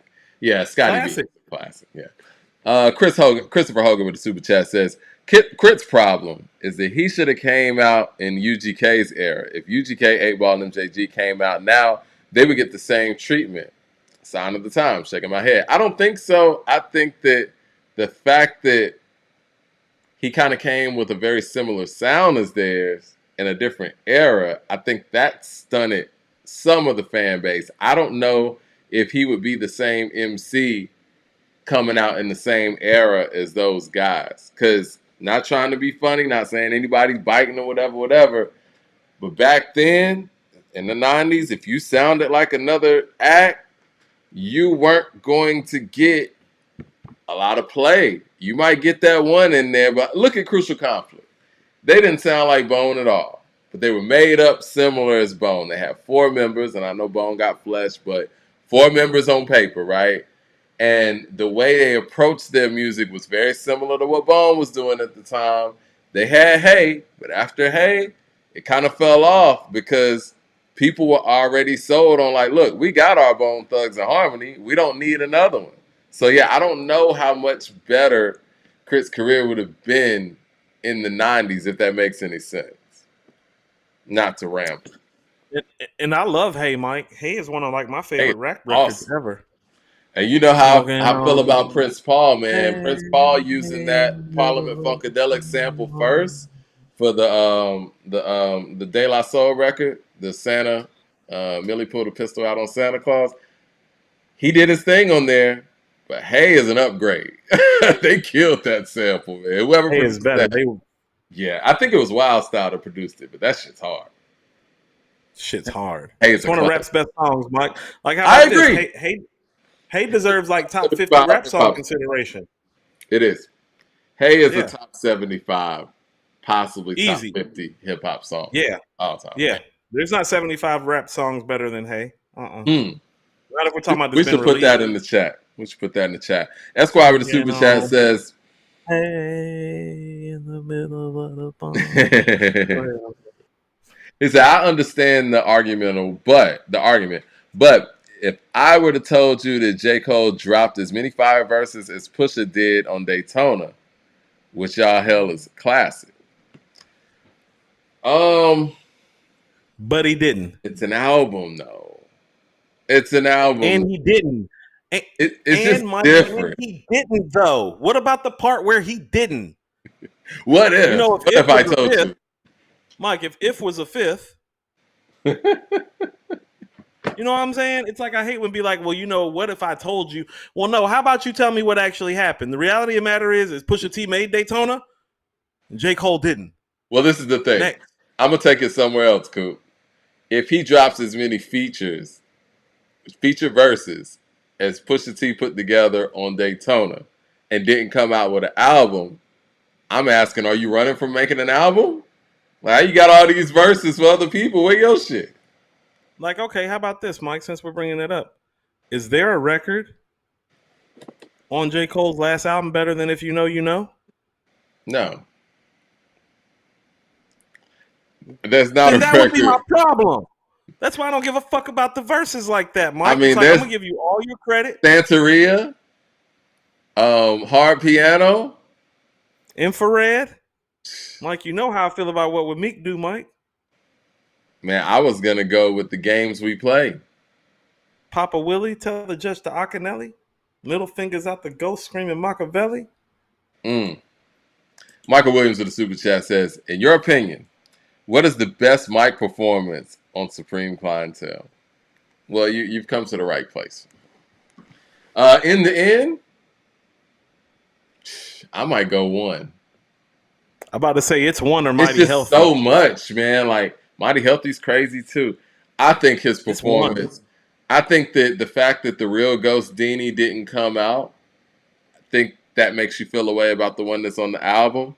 But that nigga's rapping crazy on Ghost Dini, man. Like, I'm with you though, Mike. I think it's one. I think one is the best song on Supreme. It could be. I change all the time when it comes to that. I like Mighty Healthy, but yeah. I'm about to say one's Mike performance is crazy. Crash Through Blake the Glass. If we're talking songs, Wu Banger 101 and We Made It are in the conversation. Nigga, all the verses on We Made It. Like, I was just rapping randomly the second verse on We Made It. I'm like, man, these dudes is killing it. When he was like, well, the first verse is crazy. It was like, make me want to pop something. No champagne, 2 5s on me. Weed and cracks on me. Bitch, motherfucker, try to get a rap off me. Leave him there. Get him off me. I remember days when we just fucked bitches. Bought a lot of clothes and played the half. Now we rap niggas with a lot of wardrobes. And if you want a nigga dead, we pay the cash. I ain't trying to waste my career on y'all. Even scuffle with you, waste gear on y'all. And if I gotta go out, you know I'ma show out. You know I'ma show out. Old back blown out. Jeez, I remember niggas on the island, K-Tone out, and I met Saul Hall about to zone out. But it was the other verse where he was like, "See me, I roll with ghosting. Yeah, that's that carrot they toast, make the posting, front paging, center staging. When it comes to busting off them things, it ain't a game, man. We rock our own diamond rings. You see the bling bling. Got big boy toys." Put 6s, dime bitches. Told y'all before we import those. Juries stay froze, court cases get closed. Niggas hating on me because how fast I rose up. Like George Jefferson and then we stepping on them. Read the headline. Starks had the weapon on them plus a vest. What you expect? He a vet plus the vest. You tell me how we gonna fail. Tell me how you gonna fail when we deal with Supreme Clientele. And that ain't even Ghost coming in, crazy. Man. That whole album is crazy. What do you think about Buck 50 though, from end to end? I didn't love Kappa's verse, so I love Kappa's verse. I think Kappa is an acquired taste. I fuck with Kappa. I love Kappa. How about this? I love Kappa so much more when Ray and Ghost are there. Oh yeah. I feel like all his best stuff. But here's what I'll tell you. You want to know what? When I was getting the last tattoo that I got, the tattoo that's on my chest, when I was getting it, I had a conversation with my man, Bald head, big bald head. He's from Queens. He grew up with Onyx. Mm-hmm. He live up here though. And I was telling him, I was like, I don't be fucking with Kappa like that. And he's like, nigga, I'm playing the pillage right now while I put this ink in your body. And I came front. He sling editorial, run, milk this cow. Yep. I was like, that's my bad. He's like, yeah. He's like, you fucking sleeping on Cap. His run is better than Ghost's run to me. His run is crazy. It is, Mike. Sling editorial has one of my best bars ever, Mike. I came to the fork in the road and went straight. See that silver spoon in my mouth and had cake. Yo, that video was incredible. We never got a to be continued off of that either. Wu-Tang, I gotta complete that video. LP with the super chat says, Crit is a true artist who didn't get the success he deserved. People in this era would tell you he has classic material. Crit, the artist people think Cole is. Now, let me ask you this, and we do this all the time in hip-hop. We do this in music in general. We say certain people didn't get the credit they deserve. We got to ask ourselves, why don't you think Crit got the credit that you feel like he deserved? What would be your reasoning for it, Coop? I've already told you the reasoning, though, Mike. It's because it sounds too much like the stuff from the previous era of people who did it better. Okay, so that's where you're that simple. Okay, yeah, it's not a complicated conversation to have. It's like, is he dope? Yeah. Are his beats dope? Yeah. Is in relationship to the vein of music that he made, how does it measure out? Not as good as the contemporaries that came before him, and that would be his biggest drawback. It would be different if he was putting the battery back. Like, it's not a Griselda situation where they putting the battery back in niggas' back and reminding you why Mobb Deep is legendary, why Wu-Tang is legendary, why the Lox is legendary. Like, it's not that. It makes you crave for it more. What do you think about October London? Not to cut you off. I love October London. Okay. But I don't go listen to what's going on after he get done singing. I'm not gonna lie to you, man. I can't listen to him without thinking about Marvin, and that's tough.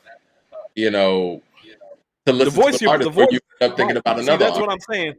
That's different though, Mike. The voice you're born with is the voice that you're born with. True. You know what I'm saying? The blessings from God are the blessings from God.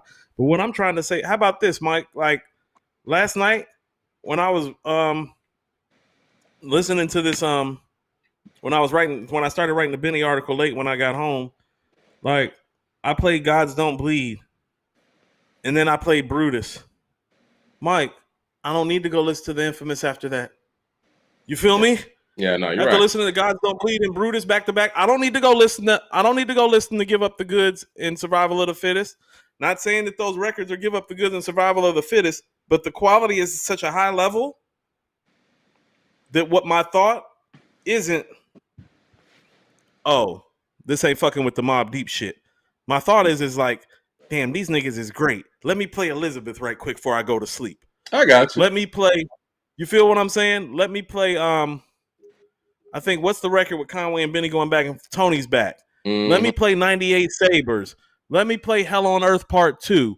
Let me play The Cow. Let me play 97 I'm going to listen to Hell on Earth Part 2 tonight. I think I forgot about Hell on Earth Part 2. I'm going to listen to that tonight. That shit crazy. That's one of their best records. Mike, let me play The Butcher and the Blade. Let me play 99 Avarex. Let me play Spoons. You feel what I'm saying? Let me play Vogue Cover. You know how many records I just went through just like off the top, Mike? That's what I mean. Mike, let me play Blow for Blow. 007 with the super chat says, hottest rapper and best rapper are different things. MTV created that whole hottest rapper list, and I never liked that, Coop, because this whole hottest rapper thing is the mainstream's way of being able to shoehorn anybody that they want to put up front without any level of justification. You can't really quantify who the hottest rapper is. You know what I'm saying?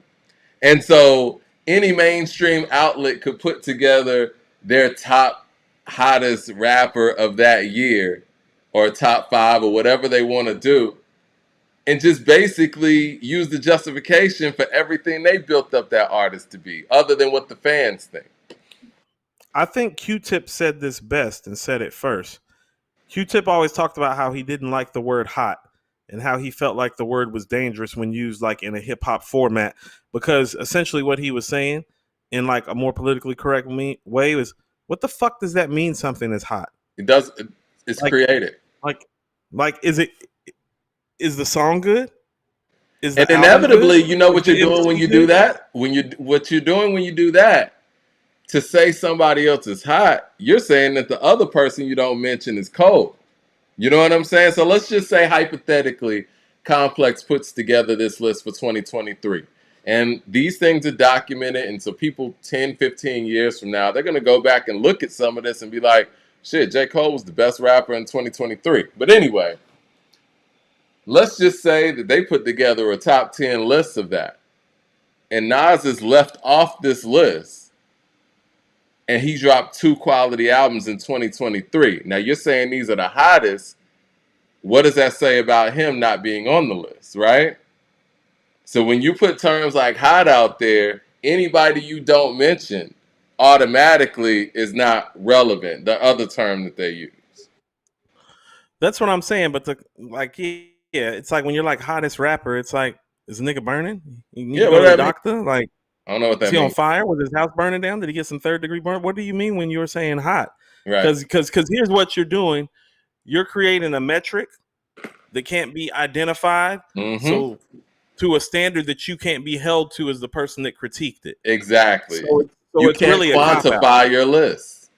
It's a cop out. That's It what is. it is. That's why it's like one of my biggest problems on a hip hop level is like when they did that list. Remember when they had everybody sitting at the table? I remember Jermaine Dupri was at that table. Yep. And I remember when he said this, he was like, Nas not hot no more. I'm like, what the fuck does that have to do with rhyming? What does that even mean?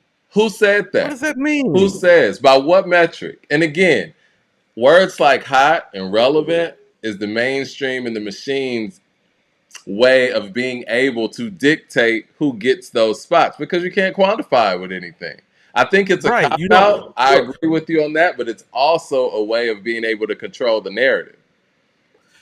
But what it's really saying is that you're not willing to do the due work and diligence that this culture deserves Right. to come up with a metric that you can actually qualify.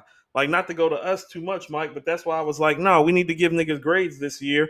And before we start giving out grades, I was like, oh, Mike, we forgot hooks, because we really want to qualify it and quantify it properly. We don't just want to be handing out ratings and grades to people without making sure that we're covering enough metrics that our list is credible, Mike.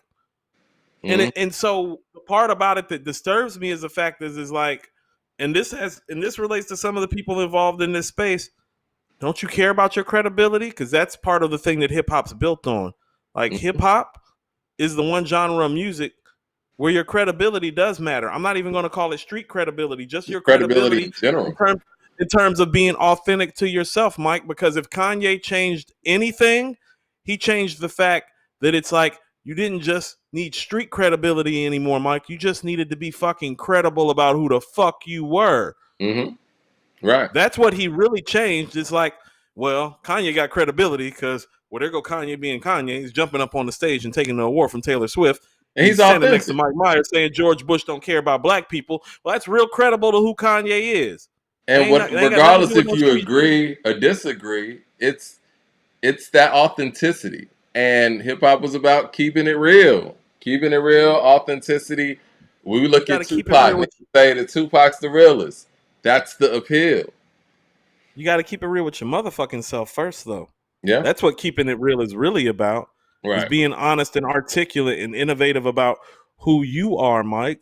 Like, Mike, that was the appeal of A Tribe Called Quest to bring Q-Tip back up again. They didn't have quote unquote street cred. They were credible because the music that they made in the vein that they made it was a reflection of who they were. And that's what's credible. And I got to give Andre 3000 props on that too, man. To wear a blonde wig and all that stuff, you know what I'm saying, in the 90s as an MC, he was very confident in who he was. And that stuff flew because, like you said, the quality of the material, the quality of the bars, his rhyming skills. You weren't going to question any of that. This man could go out there in ski boots, knee pads, blonde wigs, but the music was going to be there. Well, here was the thing about it. Even when you talked about all those things, you'd be like, damn, you hear that verse on Return of the Gangster? Exactly. You hear that verse on Mamacita? You're Yeah. like, did you hear the nigga on Y'all Scared? You get what I'm saying? Yeah. And so even in his most weirdest quote unquote eras, and I don't even like using the word weird, oh my, it always came back to the bars because as an MC, he was fucking stellar. Mm-hmm. The quality of music Always matters. came back to the rhymes. Yep. Esquire with the super chat says, why was Wayne able to claim the best rapper alive title for 2 whole years before the Carter 3, 06 to 08? Insane features and mixtapes. See, there you go. Carter 2 was 2005, by the way. Yeah, he had a lot of material out there, Esquire. He had mixtapes, he had projects. Now, if we want to be technical and say a certain year he didn't put out albums, but he had projects out there. And so Mike. I want to say this and clarify for anybody on, you know what I'm saying, that gets anything confused. If J. Cole had a mixtape, a project, it was just him, I think he's qualifiable. But if you ain't got no project, no album, no mixtape, and all you got is features, you can't be MC of the year. You can't. First of all, Wayne had mixtapes to back up all his absurd features, but also too, I think Esquire is kind of misquoting history a little bit. The first time we heard Wayne say "best rapper alive" is on what, Mike? That was on the Carter 1, actually. That was on, Right. Back to the Bottom. Mike, on an album, you mean? It was on an album. Said he was the best rapper alive on an album, and then on the following album he made a song called what?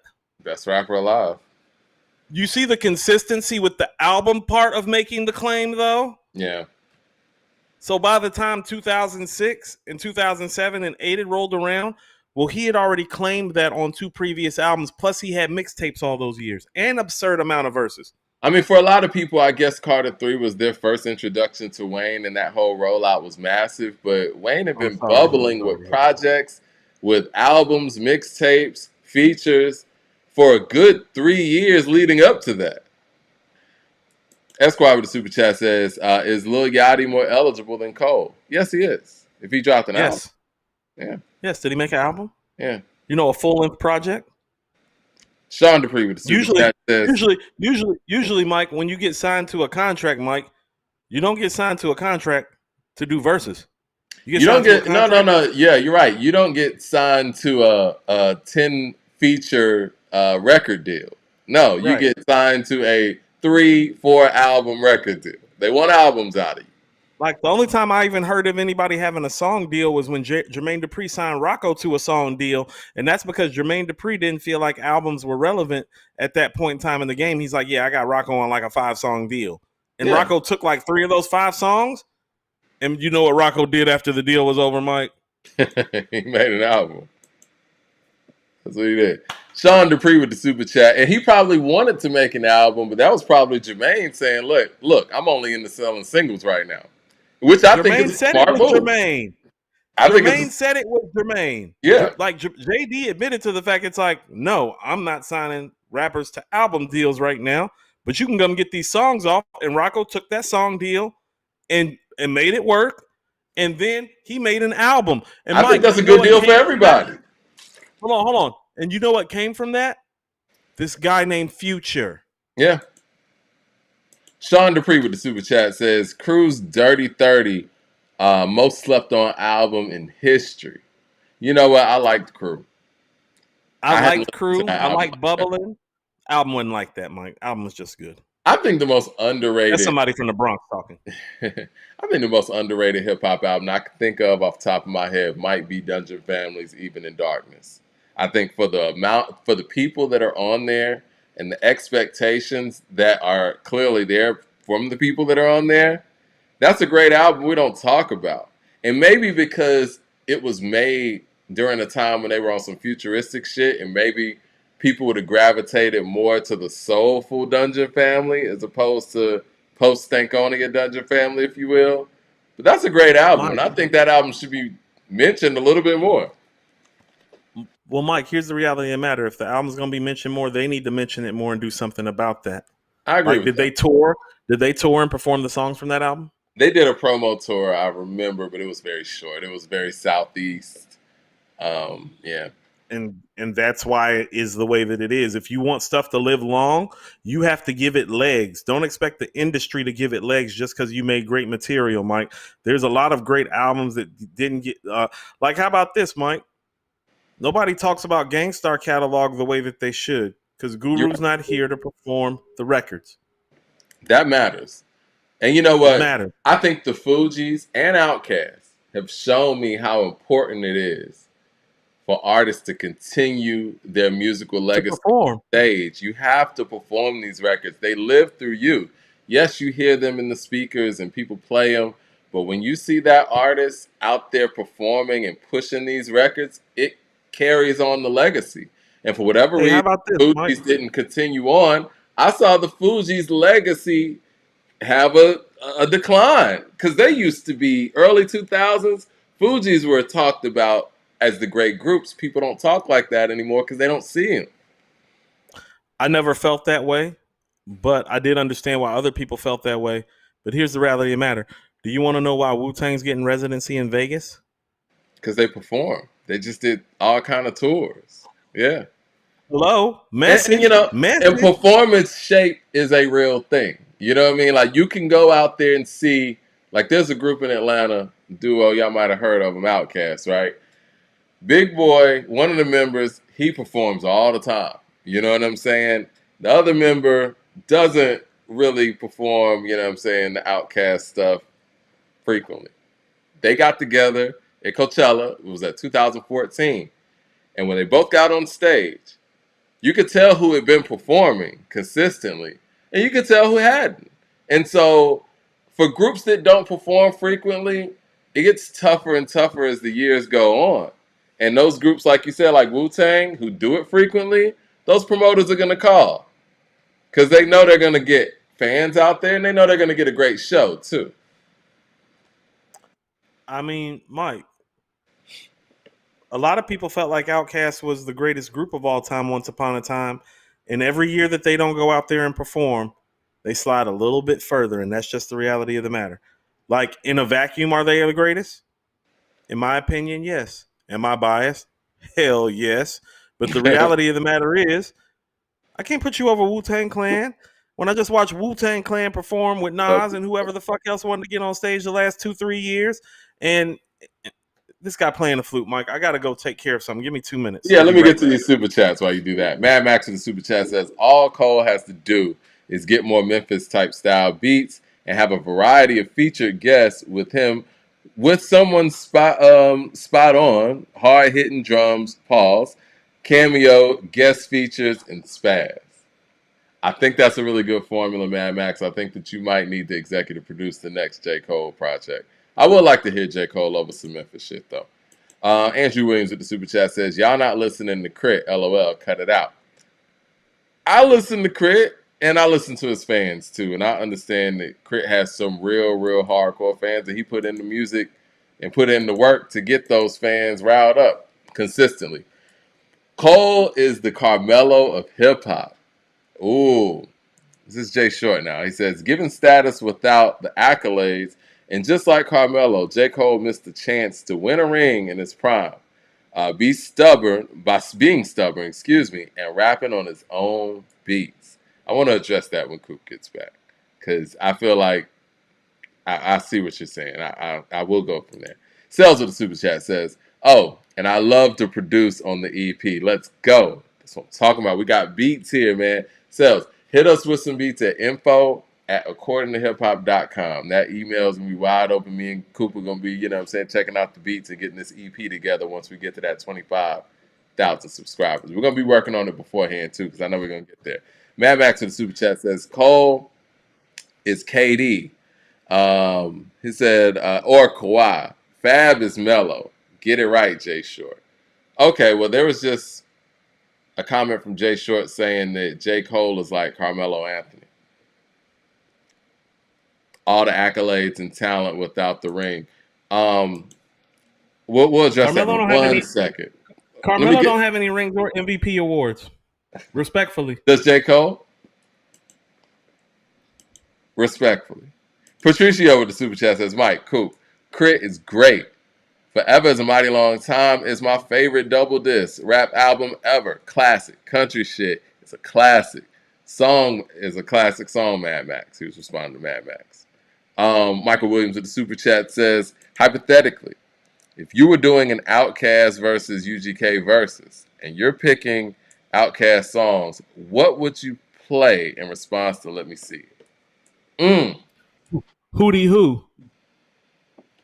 I don't think it beats that, but I'm with you on that. I'm thinking more Spodioti.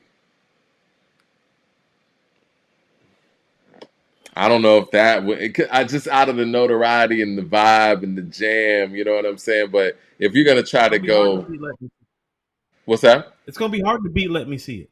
It is. You had Let Me See It as a top 50 hip hop song all time, right? Once upon a time, if like that was more of a personal list. Esquire with the super chat says, if anyone on here comes across the Diary, the Fix, Supreme Clientele, Muddy Waters, and / or Like Water for Chocolate on vinyl, please let me know. Let me know too. Hey, don't keep that. Hey, Esquire, don't just let you know. Let us know too, nigga. We don't got those either. Patricio with the super chat says, funny story. My babysitter's daughter dated a member of Crucial Conflict. Babysitter's daughter dated a member of Crucial Conflict. Seen them on the west side of the Chi, and when I was a shorty, Hey is a classic. Yeah, Hey is a classic.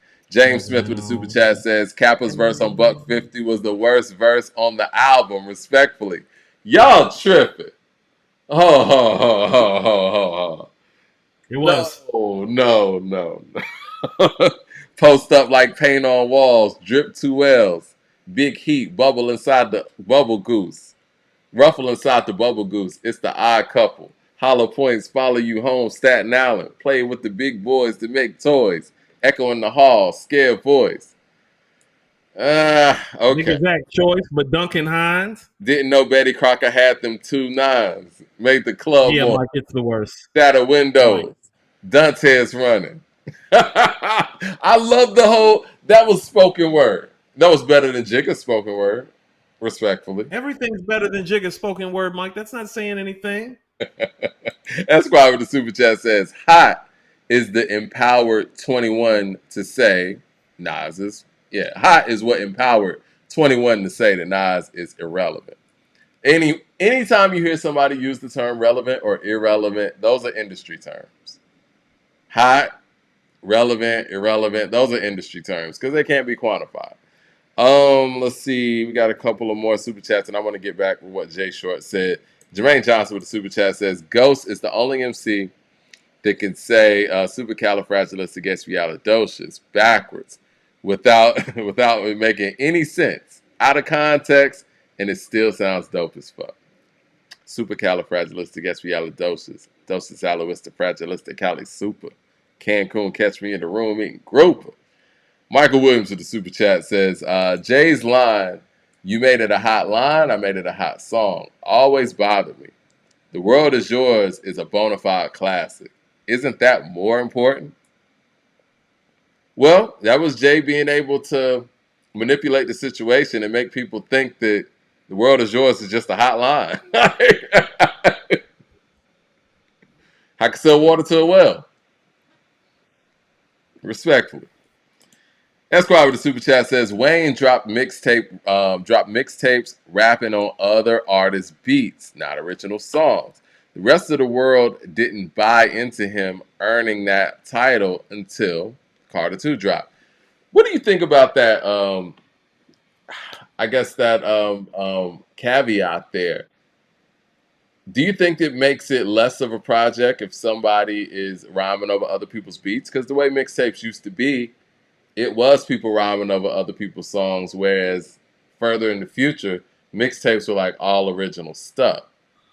I can see Esquire's point there, because rhyming over something that's proven is similar to doing the feature thing. I'll give you that. The way that he rhymed on the Carter 2 and the fact that there's a song on there called Best Rapper Alive, that's what made me believe. I was like, because even then I was like, well, I don't think he's the best rapper alive. But the way that he's rapping on this album, he's definitely in the conversation. Same way T.I. was calling himself King of the South before he was actually King of the South. Mm-hmm. He earned it. He earned it. He proclaimed it Wayne and earned earned it. it. Jermaine Johnson with the Yeah. super chat says, Mike Coop, to your point, one could easily argue that Vanilla Ice was the hottest rapper in August of 1990 when Ice Ice Baby dropped. Right. How could you say he's not? How could you say that MC Hammer wasn't the hottest rapper? How could you not? Sean Dupree with the super chat says, Common and Pete Rock joint project is coming. Looking forward to it. No, it's not. Yeah, you don't think Pete Rock delivers. I give Pete Rock that. Mad Max with the super chat says, Mike, Cole Common was wasn't. just on the couch. Common was just on the couch with his girlfriend, Mike. Like I see him doing. No, it's not happening. He's selling a book that I tried to reach out and do an interview with, but yeah. Mad Max Okay, with the super chat. he need to sell a book of rhymes over Pete Rock's beats. This book is about health and yeah, like men's health in the black community. Mad Max with the super chat says, I love that more. Where the bars at? Cole wasn't the MVP in 2014 now. Mike, stop. Okay. That actually came in December of 2014 for sure. MJ with the super chat says, Cole's best album doesn't compare to Crit Was Here. And he made the album on his own. No Rock Nation budget. I like the Crit fans stepping up. I love it. I love it. All right. So let's get to this J. Cole being Carmelo Anthony. There'll be no Rock Nation brunches for us. Like, these motherfuckers gonna make sure of it. I'm trying to go to the Rock Nation brunch. We're gonna make that happen. I think that Melo gets a. Mike, I've been dying to wear. I don't think that, to Jay Short's point, I don't think that Melo was being selfish not going to the Bulls. I think that Melo was looking out for Melo as he should, just like the rest of these organizations do. They wanted Melo to go to Chicago, be in the shadow of you know who. He's already a Jordan brand guy. Take $50 million less and go play with some guys who are unproven. And now we know how Tom Thibodeau really works. How do you think that really would have worked out for Melo? I think Melo made the best decision for himself because originally they screwed him over by making sure he wasn't drafted to Detroit in the first place. There's no reason you draft Darko Milicic over Carmelo Anthony. Hold on. Was this the D Rose Bulls? Yep. Was D Rose healthy? He was at the time. That's where you go. You take $50 million less and don't go to your hometown in New York? So first of all, he's from Baltimore. I knew that was coming, but he be claiming New York. He claims New York. Does New York claim Melo? They were when I was up there when he was about to go there. He from Baltimore. Okay. When you play in a city like Chicago and you win, you're going to make that $50 million up after your career is over and while your career is going on, especially if you win. And I think him and D Rose, him and a healthy D Rose is enough to win a title. A prime Carmelo and a healthy D Rose is enough to win the title because in that you have two of the top 5 or 6, 7 players in the league at the time. This is the time where this is when, mind you, this is when Wade, Bosh, and LeBron were in Miami. Yeah, they could have beat them. Really? I like those Chicago teams, man. They were really competitive. Yeah, they were fun to watch. If the Mavericks can beat them, if the Spurs can beat them, them two to get and they prime could have beat them. So I don't agree because you're gonna make that $50 million back and winning in Chicago, Mike. And I've been told this by people from the town. Oh, you don't have to pay for shit ever again when you win in that town. Shout out to Chicago. I love Chicago. I love our Chicago following too. But I think they can all contest to the fact that Bulls ownership and management doesn't have the best name out there with players either. I don't really like how that Scottie Pippen situation was handled. Yes, he signed that contract, but the league catapulted during that time period. And yeah, a contract is a contract, but as hard as Pippen was out there playing for that organization, the owners could have went and renegotiated something with Pippen, man. Because No, now that's valid, level, Mike. Pippen If you playing at want to that talk about level is that, what got them over the top. now talking about that is more valid to me than talking about the $50 million that you probably would have made up in endorsements within the town. That's what I'm saying. Right, Like right. places like Chicago, Dallas, LA, New Mine. York. No, you can go make that money back. Yeah. You can go make that money back in endorsements, like local endorsements, the local car dealership, local business owners, the wealth and the money that's running through the city. Yeah, he would have made that $50 million back, Mike, because I mean, 25.4 million of the dollar going to the government anyway, so it's really only 25 million. No, you could have made that. And in Chicago too, But people would have probably handed them some deals under the table. Would have probably got some money tax free. but to your point, he was going to New York. So he took the big check in New York and then probably went and got extra money in New York as well. It gutted the team, and he never won anything, Mike. Him going there gutted the team. It really did. And honestly, it set up Denver for what they're appreciating right now. Correct. They got a lot of stuff for him. Mad Max in the super chat says, OFC, we claim Melo, Mike. I knew it. But do you think that there's a correlation between Melo and J. Cole? Because I don't. That depends on, how about this? How great do you think Melo is? I think in 2003, because he said 2003. I think in 2003, Melo's great. 2003 to 2010, Melo's great. I mean, he could go head up with LeBron James any given night. That's just the truth. That's been proven. That's saying a lot. Okay. Yeah. No, I'm not disagreeing with you. I mean, Kobe said the toughest player for him to guard was Melo. Melo get drafted to Detroit like he was supposed to. He wins 2 or 3 championships before LeBron ever gets one. And he probably keeps one out of Wade's hands by doing that. Mm-hmm. Mm-hmm. So, yeah.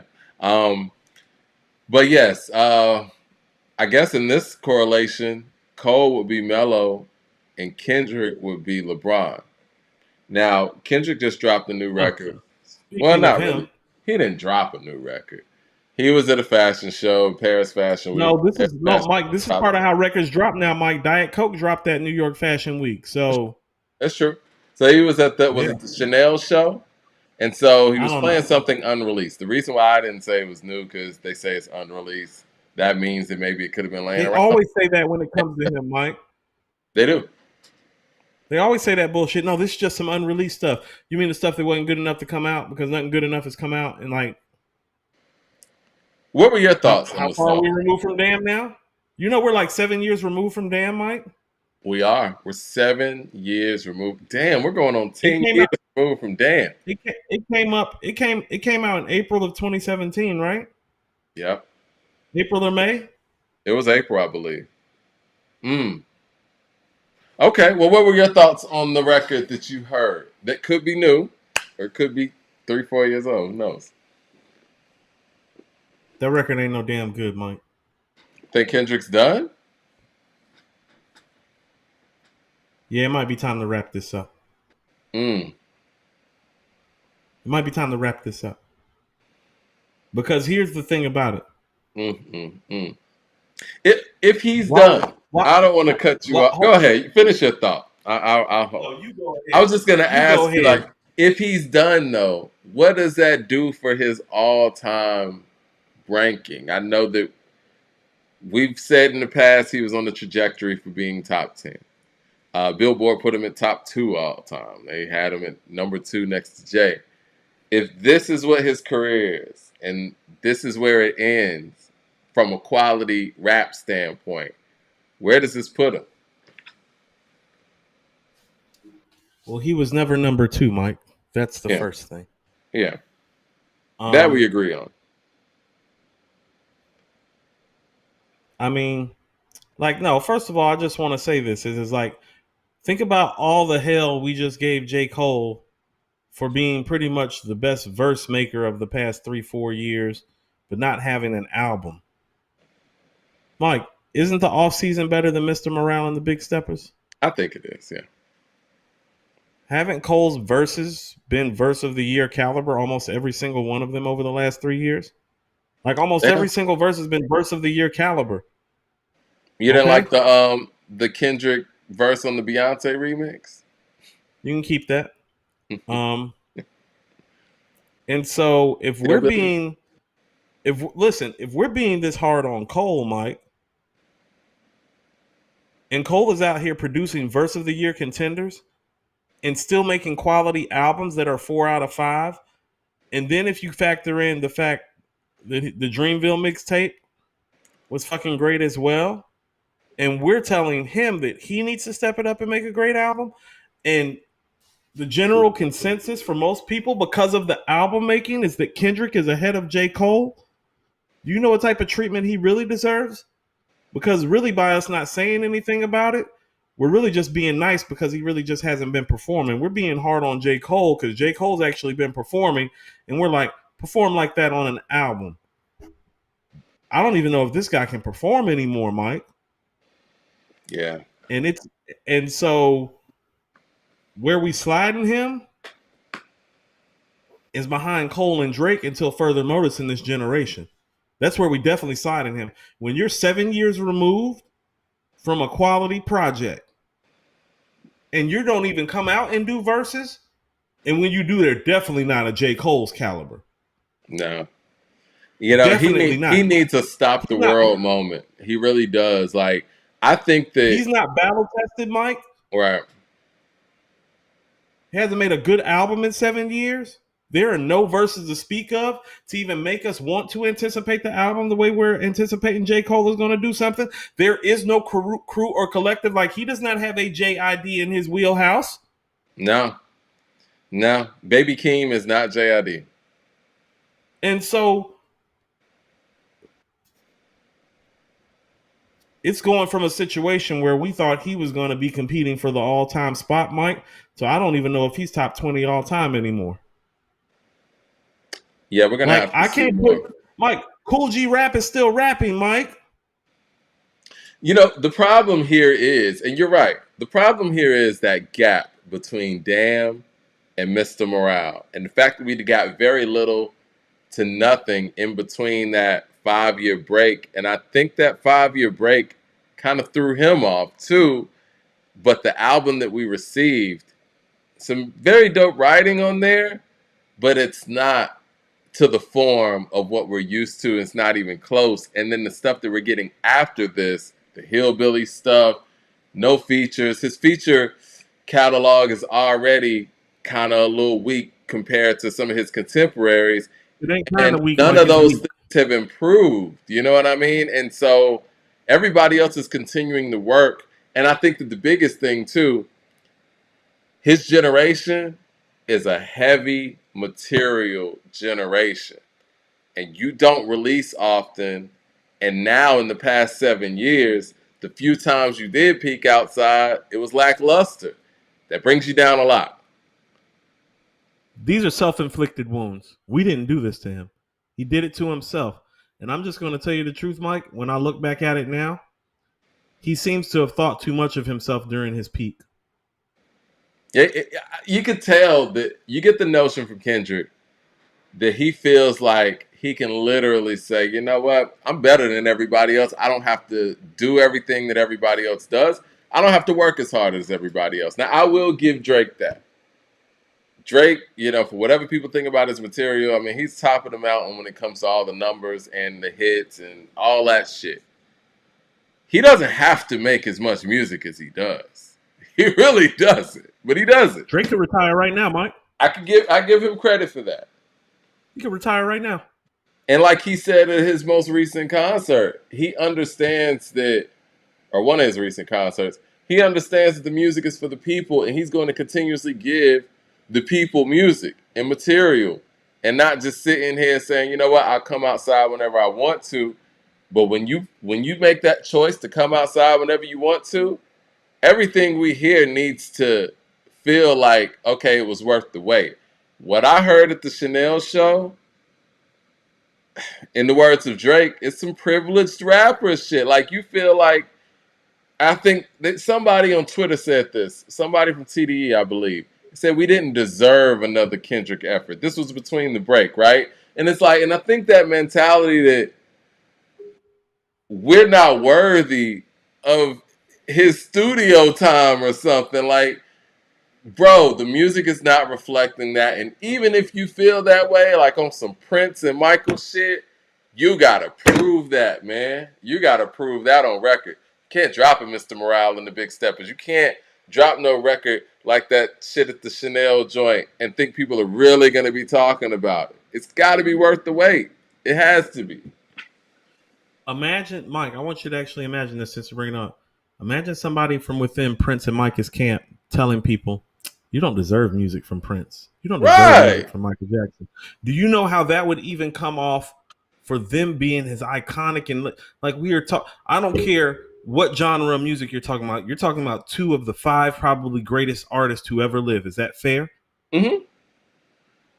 Imagine them saying that and how arrogant and condescending it sounds even from them. How does it sound coming from this rapper that's not even top 10? Yeah. You got to prove that. And then on top of this, back to Like Drake Mike, again. Drake is actually like wide open throwing shots. We get nothing. nobody, like Mike, do you think any of these Kendrick albums are better than A Death Certificate by Ice Cube? No. So No. you're not even Ice Cube and you're talking this way? No. Because Ice Cube isn't even in the GOAT conversations anymore. It's more of a Tupac, Rakim, Big, Nas, Jay thing. He Like, should be. But yeah, I get what you're saying. you get what I'm saying? No, I'm just going to like in top 10, like a Scarface, a Ice Cube. It's like, you're not even that. Do you know how like Scarface's catalog literally dwarfs Kendrick's catalog? Like Facts. dwarfs. I want to put And this so in when the niggas chat. is talking, so when niggas is talking like we don't deserve another Kendrick album, no, nigga, Kendrick don't deserve us. You got it backwards.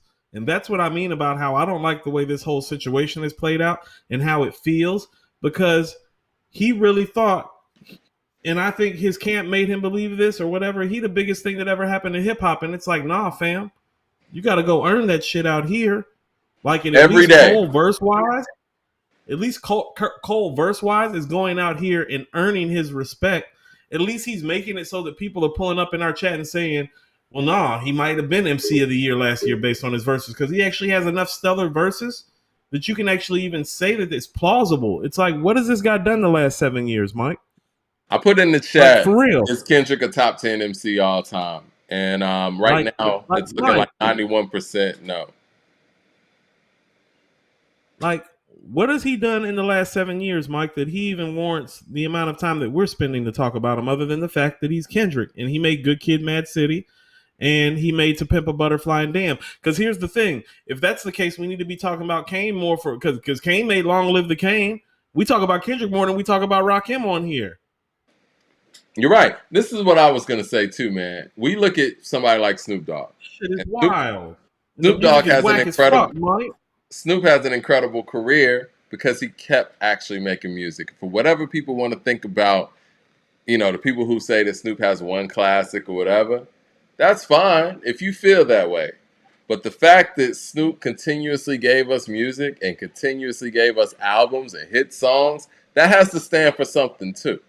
You know what I mean? It's easy to just hide out and just rest on your legacy, because that's what it feels like Kendrick is doing at this point. I think he's resting on Good Kid, Mad City. Actually, To Pimp a Butterfly is what he's really resting on. And damn.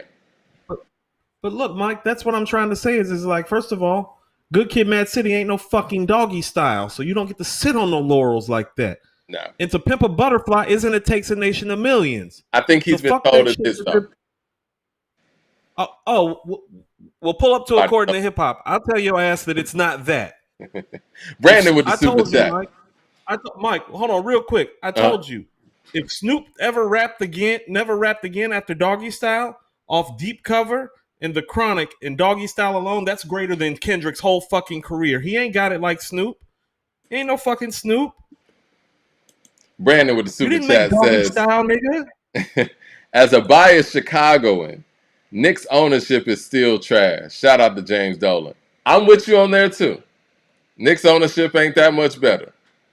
I'll have to give Chicago more credit than James Dolan, because at least Chicago got the championships. Chicago's ownership is better than the Knicks' ownership, but yes, It is, of course, it is. And they don't throw out their Chicago legends out of their arena either. Did somebody really say from TDE that we don't deserve another Kendrick album? I'll find the tweet. Yeah, it was something along those lines. Yeah, I'll find it. Kiss my ass, nigga. It was during that break, and that kind of rubbed me the wrong way too. I was like, once again, it felt like deflecting. Like, okay, you ain't got the material. That's why y'all sitting here, you know what I'm saying, acting like we don't deserve it. If you got it, you got it. Mike, does Kendrick even have 6 albums that compete with this Nas and Hit Boy run? Damn Illmatic, and it was written in the Lost Tapes and Stillmatic. Do you have 6 fucking albums that the guy from 47 to 50 made? Well, we just saw 80 songs from that album run, so I guess we could line them up if we wanted to. Mad Max with the Kendrick, I want to hear somebody from TDE line them songs up. Nas just had a better career in 3 years than this nigga's had since he pulled up. Mad Max with the super chat says, Cole is KD or Kawhi, not Melo. Huh. James Smith with the super chat says, Cole has the fans that tell him that he's the greatest rapper ever. I doubt any of Melo's fans think that he's the greatest basketball player ever. Good point. Me being one, and I love Melo. Mad Max with the super chat says, how is Dot Bron? He'd be Wade or D Will. What the hell? We got to give Kendrick some credit. I mean, they kind of put him as the number one guy in this generation. They do. You had him number 2 all time. Sean Dupree with the super chat says, no, we did. Vultures, Havoc's version, and his resurgence. Thoughts? I got to hear it. Are we talking about Nighttime Vultures or are we talking about Kanye Vultures? Sounds like they're talking about Kanye Vultures. Some more super chats here before we get on with the show. Andrew Williams with the super chat says, not to mention, when Kendrick was in his prime, it was a weak era. I ain't gonna lie. I think Kendrick's done. He's not top 20. Mike has said that all the time. And I see all the little Kendrick stands leaving the chat. Leave. Nigga, Andrew Williams. Yeah, it'd be like that, man. The Kendrick fans are hardcore. I'll give y'all that. Andrew Williams with the super chat says, these backpack dudes ain't who people think they is. You sound like cool. What I told you, Mike, what I tell you about all these mixed messages about religion and spirituality with no real explanation. Like, I know Still Here be in the chat, like Still Here be going at me and stuff, but it's like, oh no, like I put my iniquity up on stage for everybody to see weekly. Like, you know what I'm saying? It's like, for whatever you may think about me and my beliefs, it's like, no, I'm willing to stand here on my beliefs, like curse words, shaky language sometime at all, because I know who I am and I don't mind revealing my iniquity. And so, like, the way that this nigga hide, like, yeah, that shit be making me feel some type of way. Like, you know what I mean? Like straight up, because it's like you're 7 years removed from quality material, sir. That's really what's going on. I told you, I'm always going to go back to the quality of the music. You are 7 years removed from quality material. If somebody was 7 years removed from quality material, Mike, we wouldn't be running around campaigning for him the way he's getting campaigned for. It's true. And we do have questions on how well an album like Damn is aged. Shit, even The Pimp a Butterfly. Mike, I love To Pimp a Butterfly. Mike, are you even sure? Is he even a better MC than Kanye, Mike? Not artist, but is he a better MC than Kanye? I mean, people would say on the rapidy rap shit, sure, but you know, his ability to make people feel, I think by definition, I would have to say Kanye's the better MC. Now, I know people would bring up the writer stuff though. What verse of the year contenders has Kendrick given us? Like, name one time Kendrick really had verse of the year, and don't tell me that control shit. Like, name one time. I want to ask the people in the chat. When's the last time Kendrick had verse of the year? Y'all think? No. Has he ever had verse of the year, Mike? Not when. Has it happened? You don't think he's ever had? Nah, I think that might be a bit too far. You don't think in 2017 I would say Phil could have been verse of the year in 2017, just off the top of my head. The second verse on Phil. Patricio with the I'll super tell you chat what, Mike. says, "Shout out to Brandon, Chicago in the chat." But cool, I share your annoyance with K Dot. Your annoyance, excuse me, with K Dot. He's not top 10. I think he's lost his touch with the culture. Ah, is he out of touch? Is it out of touch or just I don't have it anymore? I think that when people talk about having writer's block, those are real things. And that's why, to me, we have to start looking, well, I've always been like this, but we got to look at the totality of people's careers. We in hip hop tend to give people who had like a short career with big highs and big peaks, we give them favoritism over somebody like a Snoop Dogg who has a long career and never stopped, or even Common.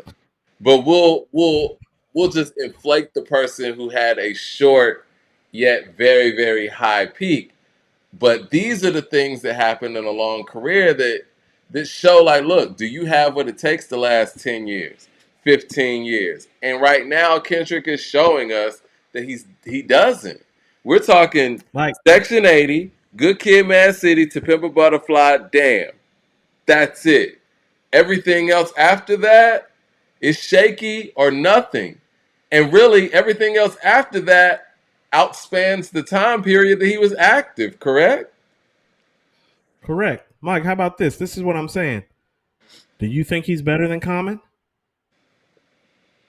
I think in a vacuum, one could say he could out rap Common, but I can't say that he's a better MC than Common. No, I can't. The Mike, albums and Mike, what that? longevity just aren't there. But Mike, you keep talking about this vacuum. What vacuum are you talking about? I'm See, when I trying to talk about devil Randy Moss, advocate. when I talk, how about this? This is what I'm saying. When I talk about Randy Moss being better than Jerry Rice in a vacuum, it's like, oh no, go see that Dallas Cowboy game where he had 3 catches for 163 yards and 3 touchdowns. That's the shit I'm talking about. Kendrick don't have no shit like that to say that he's better than a Common, a Redman, a Ghostface, a Raekwon, a Scarface, a Ice Cube, a Big Daddy Kane. No, he don't. Where his ain't no half stepping at, Mike? Let me say this, and you're right. I want to say this though. Six Train, um, ASAP Rocky's record that had Kendrick, Yellow Wolf, Big Crit. Big Crit closed it out. Had Joey Badass on there. I'll say Action Bronson was on there. Danny Brown. And forgive me if I'm missing anybody. I think that's everybody on there.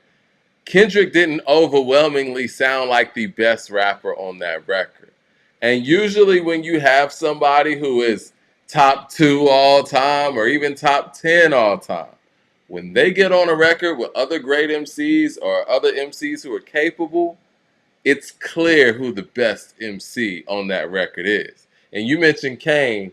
There's always a debate with Kane and Cool G Rap on the Symphony. But to me, obviously, Cool G Rap had the lyricism and the words and the play. But as far as that presence on the mic, that was all Kane for me on the Symphony. And you can hear those type of things. Those two guys are all-time greats. I didn't feel like on Six Train, Kendrick was the best MC on the record. I actually think So Crit was the best MC on the record. hold on. So let's go to the symphony right quick, Mike, since Okay. you're bringing it up.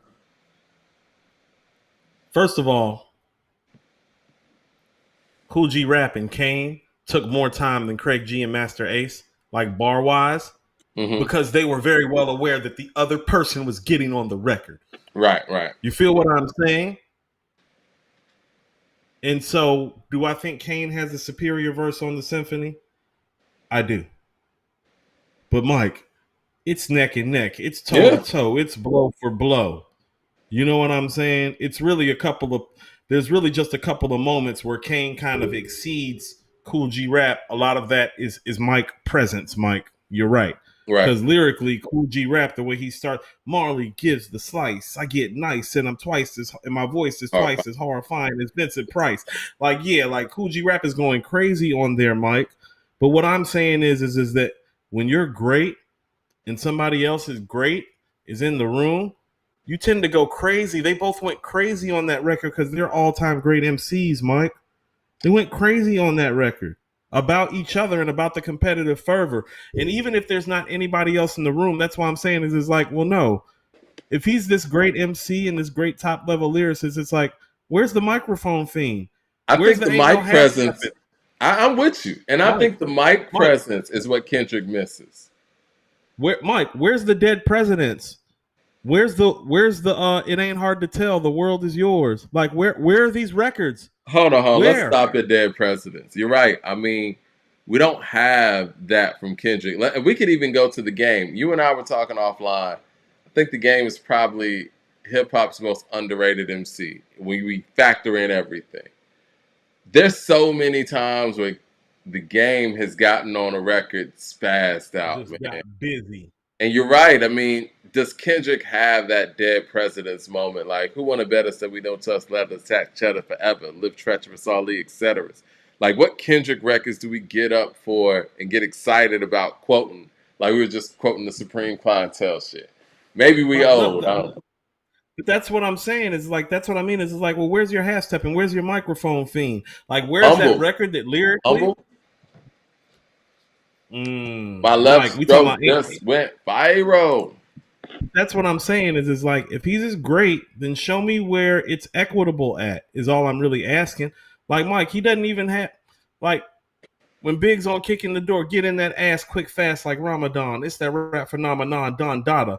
Fuck Papa. You got to call me Francis MH. White intake light totes, tote iron. Was told then shoot out, stay low, and keep firing. Keep extra clips for extra shit. Now who's the next to flip on that cat with that grip on rap? The most shady. Frankie baby. Ain't no telling where I may be. May see me in DC at Howard Homecoming with my man Capone drumming fucking something.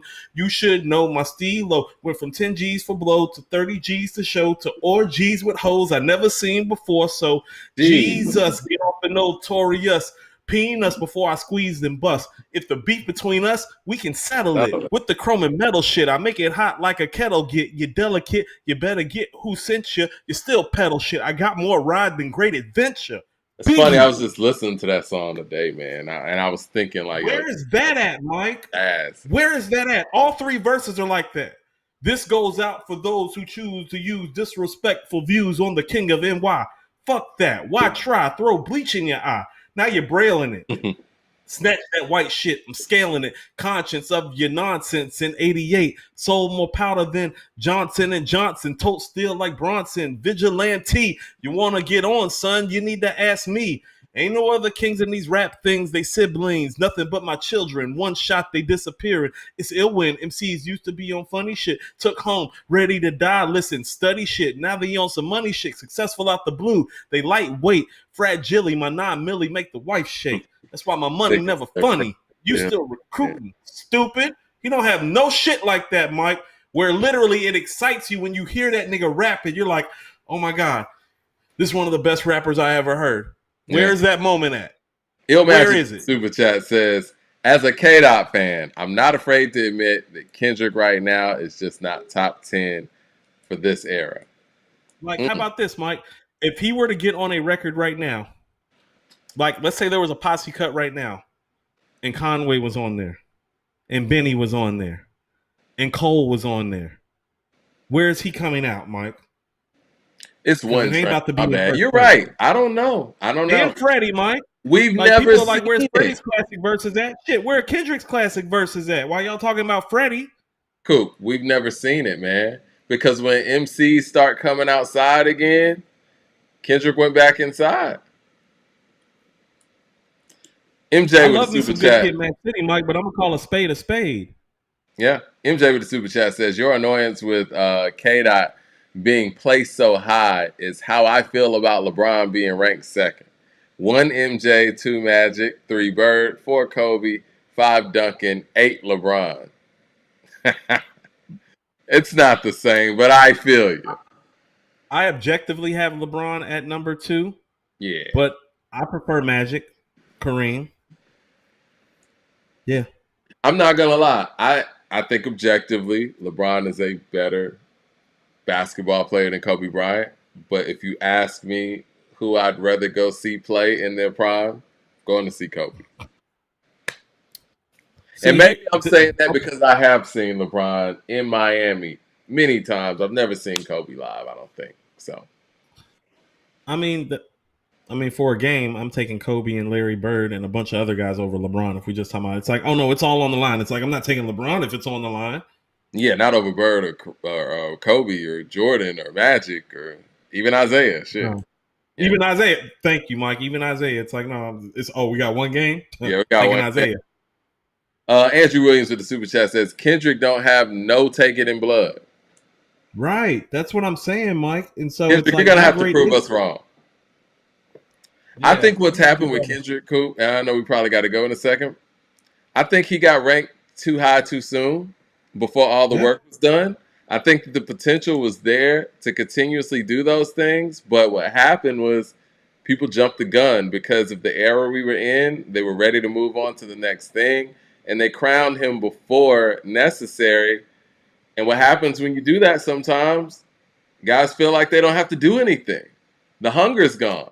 And you know, Kendrick fans or even Kendrick's camp or whatever, they could say whatever about us. But I think everyone can agree, fan or not, the hunger that Kendrick Lamar had for hip hop music and rap music is non existent right now. You can't tell me this guy from the Hillbilly shit, from the Mr. Morale album, and this thing we just heard at the Chanel joint is hungry. He's not. J. Now, Cole here's the sounds thing, hungry in 2023. Mike. Juxtapose that to the other greats, though. Yeah. That's what I'm saying. Like, there are dudes that were literally here 10, 15, 20 years before him that sound hungrier right now if they were to do a verse than him on the mic. That's why I brought up Ice Cube, Mike. Like, the last Ice Cube verse that I heard, I was like, oh shit, like, this nigga can really, like, still, like, rap his ass off. Why is Like, after Black all Thought this time. hungry? Why is Black Thought hungry? He ain't got to do this. This man's got a gig with the Jimmy Fallon Tonight Show from probably here into the rest of his life. He ain't got to be doing this. He does it. Like, why do we even get cheat codes, man? He didn't have to make How about that. this? Okay, so since you're bringing up Thought, does Kendrick even have an aquamarine? No. No. No. I'm trying to think of it, and I'm not just saying that off a whim. No. Aquamarine is incredible. It's very problematic that he doesn't, Mike, and he's getting all this love and all this high ranking. And I'll be guilty of it, Mike, because the article that I wrote after the review for Damn, I said that he was creeping into the top 10 conversation. I was wrong, Mike. Well, you couldn't I was foresee what was about to happen. You were basing those projections on Section 80, and then us getting Good Kid, Mad City, and then getting To Pimp a Butterfly, and then getting Damn, all in like a 6-7 year time frame. So you couldn't imagine that, he didn't continue on. But that's why we have to see things play out too. I was wrong. I was so wrong, Mike. Like, because here's the thing about it. I think about all the guys that I put him ahead of, and I think about the stuff that they've even done since then. And then I think about the people who have emerged, like a Freddie, like a Conway. I think about Black Thought having solo album material that is dope now. And I'm like, oh no, I'm not putting you ahead of Black Thought. I'm not putting you ahead of Common. I'm not putting you ahead of Redman. I'm not putting you ahead of Raekwon, Ghostface, Scarface, Ice Cube. No, I'm not putting you ahead of Kane. When was that Black Thought freestyle on Flex? Was that after It's been Dan? a minute. Feels that way. Around the same time. Like, think about this. If Kendrick had the verse of the year for Feel in 2017, Mike, Conway and Westside made The Cow in 2018. That's fair. You feel me? I think the Cow's Cow verse is better than the Phil verse. I'm just going to be honest. That's what I'm trying to say, Mike. Yeah. Mad Max with the super chat says, "Cool.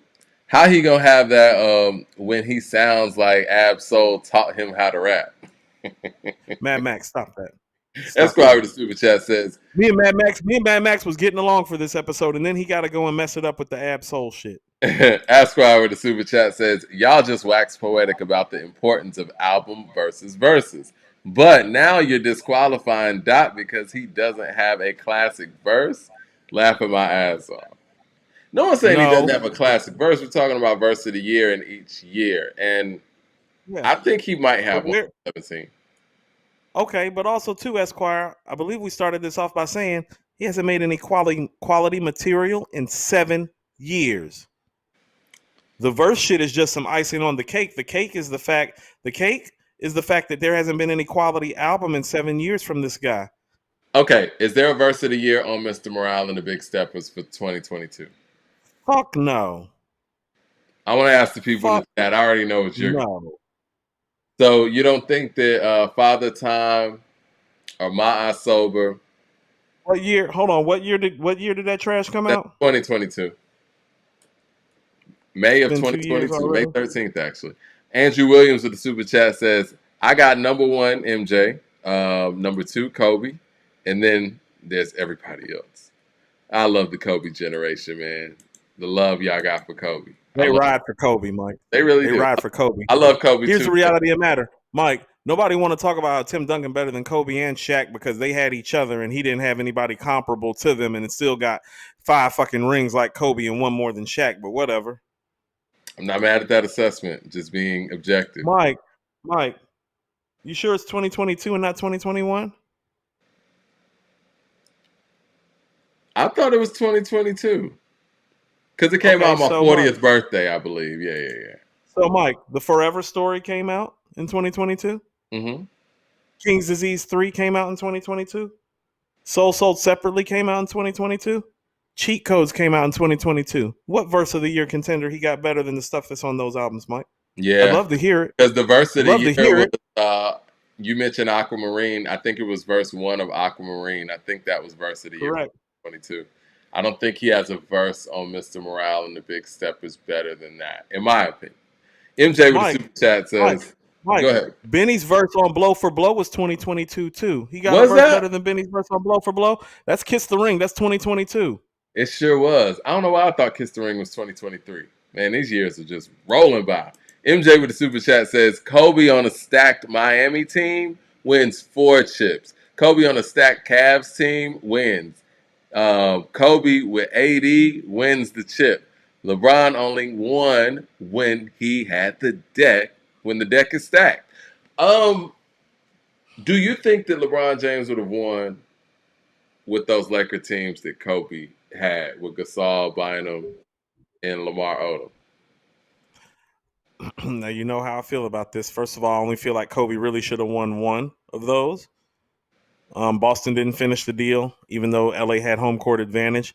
But no, I don't think that I don't think that LeBron would have won with Pau Gasol being his right hand man.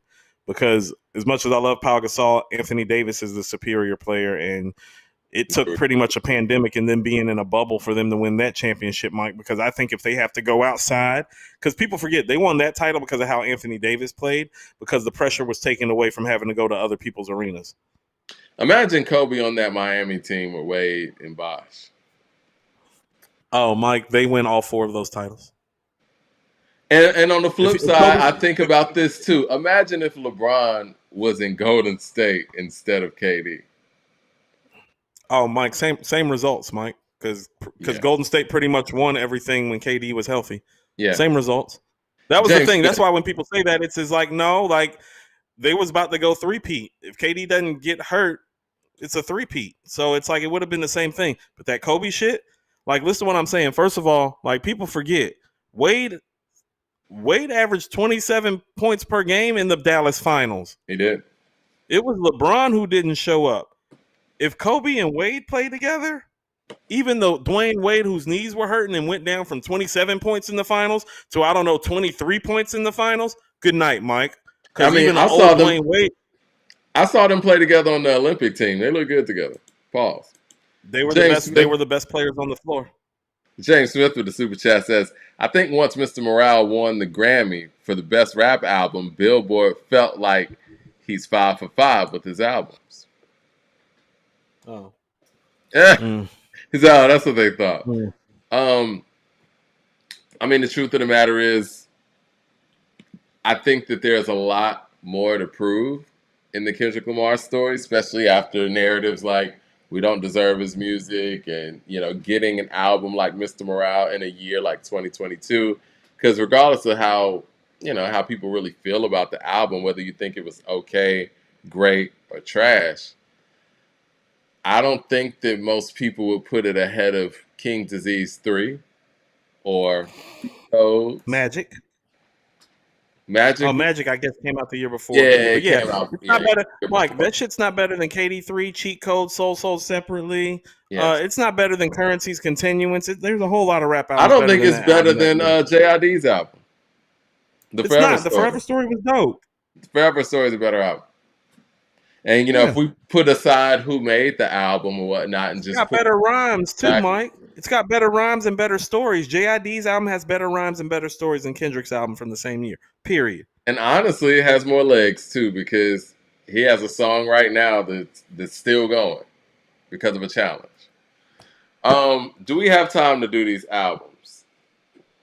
I think we should at least try to knock out 2 right quick. What you think? Okay, so I Let's. want to at least get the.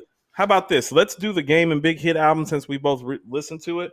But let's finish up the 21 album because I feel like we need to go back over and make sure we're still in line. Have you listened to the Well, 21 again? I've been spending my time on Insano and the Game and Big Hit. Well, we already rated the 21. We just didn't go over the hooks and the song structure. Yeah. What did you think about the hooks on the 21? Nothing really stood out like that. I mean, they were cool. It was kind of more of the same. I mean, it wasn't bad. It wasn't great. So, what were your I was thoughts? thinking I thought it was like a 6 out of 10 on the hooks. I feel like we're grading 21 very hard, and I'm fine with that. But No. I just want to How put about that. this, Mike? I think where we need to change. So let's go over our 21 ratings. Okay, We gave him an 8 out of 10. We gave him an 8 out of 10 on production. You okay with that still? I'm okay with that still. I think that's the shining moments of the album. We gave him a 5.5 for lyrics. Is that too low? 6. I was about to say I'm willing to go up a point or a half a point depending on how you're feeling. Yeah, Because even though we didn't think lyrically it's great, he did show more depth as an artist than we've ever seen. he did. Got to give credit. You know what? I'll go 6.5 for that. Okay, I'm We'll cool go with up that a because whole that was more what I was thinking too. Okay. Mike, now content is where we hurt him the most. We gave him a 3, and I think we need to move the content up to a 5 or a 6. I was gonna say 5. I'm cool with the 5. Because even though there is some, he's touching on some things that we haven't heard him speak on before, it's still a lot of more of the same when it comes to the gun talk. Right. Not a complete 3, but I wouldn't sit here and say it's like a 8 or anything. Now, what are we giving his flow and delivery, Mike? The flow and delivery doesn't really change up too much, but I can give him points for consistency, and we know what you're gonna get when you get this artist, or when you hear this artist. Excuse me. One thing I will give 21 Savage: his flow and his delivery is perfect for screwed and chopped music. So when they do the screwed and chopped versions of shit with his shit, it works. So flow and delivery, I'm willing to go 6 because he's consistent with it. Might not give you a whole bunch of different flows and deliveries and all that, but the flow that he's on is good for him and it works. That's why I was thinking 7, Mike. So can we meet in the middle at 6.5? That's fine. And he's being graded this difficultly, or I'm sorry, this harshly, if you will. Harshly. He's being rated this harshly because, I mean, it's the beginning of the year. We're trying to set a tone with these new ratings, and we can't go out there just giving away ratings at this point, especially at this juncture. Because what's going to happen when somebody comes out here with a crazy flow and versatility, it's like, okay, well, an 8 is no longer an 8. You know what I mean? Right. No, I told you, Mike, we need to get tougher. We need to stop. Yeah, We handed out too many 4s, 4.25s, and 4.5s. I don't I agree. like it. We giving people an actual grade now. We got to be harsh, man, Um, because if we're harsh, then the great ones will really shine through. Standards, Mike. We need to reinstitute our standards. Impact. Impact's hard to really gauge right now, but I feel like how long has it been? Maybe about 3 weeks now since the album came out. Right. We live in a time now where albums make a big splash that first week and kind of simmer down a bit. So Impact is kind of tough to gauge, but he just did Shannon Sharp. The run is Well, still here's what going. I'll tell you, Mike. Our counterparts at the Rap Roundtable who are from New York called him the King of Atlanta. That means his impact is pretty high. Okay. And so I think we need to rate the impact of the album and the artist when we're doing this. And so I'm willing to give him somewhere between a 7 to a 9. But where are we going to land with that impact? Because I I'm already okay feel like, with well, I'm okay with what? 8. Okay, I thought to say because I don't also hear what record are people running around here playing off the album right now. Exactly. Because I feel like if we go 9, I'm sorry, I'm charging up my headphones. I feel like if we go 9, then what happens when somebody like Benny or J. Cole drops some shit that's all over the place? You know what I'm saying? It's like, okay, well, Right. that can't be a 10 and the 21 was a 9. You know what I mean? Because, like you said, we can't Right. really name the records that people are just playing like that. And I don't know if in 2024 we're actually going to have somebody release an album where, you know how it used to be, where you be out and you hear everybody bumping the same shit out of different cars. I don't know if we're going to get that anymore, but it's possible. It could happen. The last time I saw that happen down here is when Gunna released DS Forever. And Mm, everywhere I went on the east side, somebody was playing a different record off there. mm. So yeah. I remember that. Sequencing. I think that's where the project suffers. Me too. So, 5 on that. Okay. Andrew Williams Hooks. super chat says on the Olympics in '08, everybody included LeBron deferred. Excuse me. Everybody including LeBron deferred to Kobe because LeBron was scared to shoot. Hooks. You said Hooks? Yep. I think the hooks are just above average on here. Nothing And so I'll stands give it out. a 6. I'll Okay. give it a 6. You cool with 6? I'm cool with 6. Song structure. Now I feel like the song structures are strong. I think so too. I think that's probably one of the strongest. That and the production are the strongest parts of the album. I can give that an 8, along with the Okay. production. So production, impact, and song structure got 8s. Content and sequencing got a 5. Lyrics and flow and delivery got a 6.5, and hooks got a 6. Okay. Do you want to do a game right quick or do a Cuddy right quick? Let's do the game Big Hit. Okay. I think Game is probably the most underrated MC of all time. He sounds incredible on this album. I think Big Hit, I love what he brings to the table too. And I'm not just saying that. I know that y'all know that we have some level of a relationship with people over there, and they cool people. Shout out to Hit Boy. But I enjoyed the Mike. project, man. Like I really did. I listened to it multiple times. And I think Big Hit, if anything, he has personality, man. Like, and He it's raw. does. And that song where the bars went viral, where he was talking about I bang on this and bang, like that song is hard. It is. The song is actually dope. And then Game It's came true. in and cleaned it up at the end too. Like, And I think he was just supposed to come and do that, Mike, and they ended up making a whole damn project based on that. really? Okay.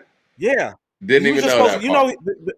like this wasn't supposed to happen, Mike. He was just supposed to come in and clean up that verse and play Mm. cleanup batter on the bang. Yeah. That was And it. Game sounds great on this album, man. It makes me want to hear more Game. And I know we said that when the album originally came out, and I still feel the same way. Because it dropped what? New Year's Day, right? Mm-hmm. Game just sounds, man, he sounds so seasoned, man. And this is from somebody that I felt like when the documentary dropped, Game sounded like he just started rapping, and I didn't He mean that did. in the he did. I know, but you could hear it. But the great thing about Game's career, you could tell how much he puts into his craft because he's constantly improving and sounding better and better all the way up into 2024. It's very impressive. Mike, I'm going to echo your sentiments. I think at this point in the game, pun intended, he's the most underrated rapper who ever lived, Mike. I think he is. When you look at his catalog, what he's able to do by himself, the battles he's been in, the success he's had, the longevity he's had, and he doesn't get put on any of these lists. Like, I don't think he was on that Billboard list at all. Where Kendrick No. Lamar, who's from Compton as well, gets number 2 and he gets left off. I think that alone, with the commercial success he's had, makes him the most underrated rapper of all time. And with all the hit records, Mike, I agree. Yeah. And with the So, catalog he has and the skill set he has, like it's unfathomable of how underrated the game really is when we think about it. okay, so what are we giving the production, Mike? The production, off the top of my head, I'm gonna say about an 8. Right. What were you I thinking? was gonna say an 8.5, and here's why I'm gonna give him a extra 0.5. Oh, these niggas some gangbangers, and Hit gave them some gangbanging ass tracks to rap to. I Like love part it. of the producer's job is to give people what they need, and I do think, because here's also the thing too. Don't you think the beats on here are better than the beats on the 21 album? I do. I do. So they don't deserve the same rating. That's where They we got to don't. get tougher. The production on 21's album was tough. Yeah, it But if was. that's an 8, this is an 8.5.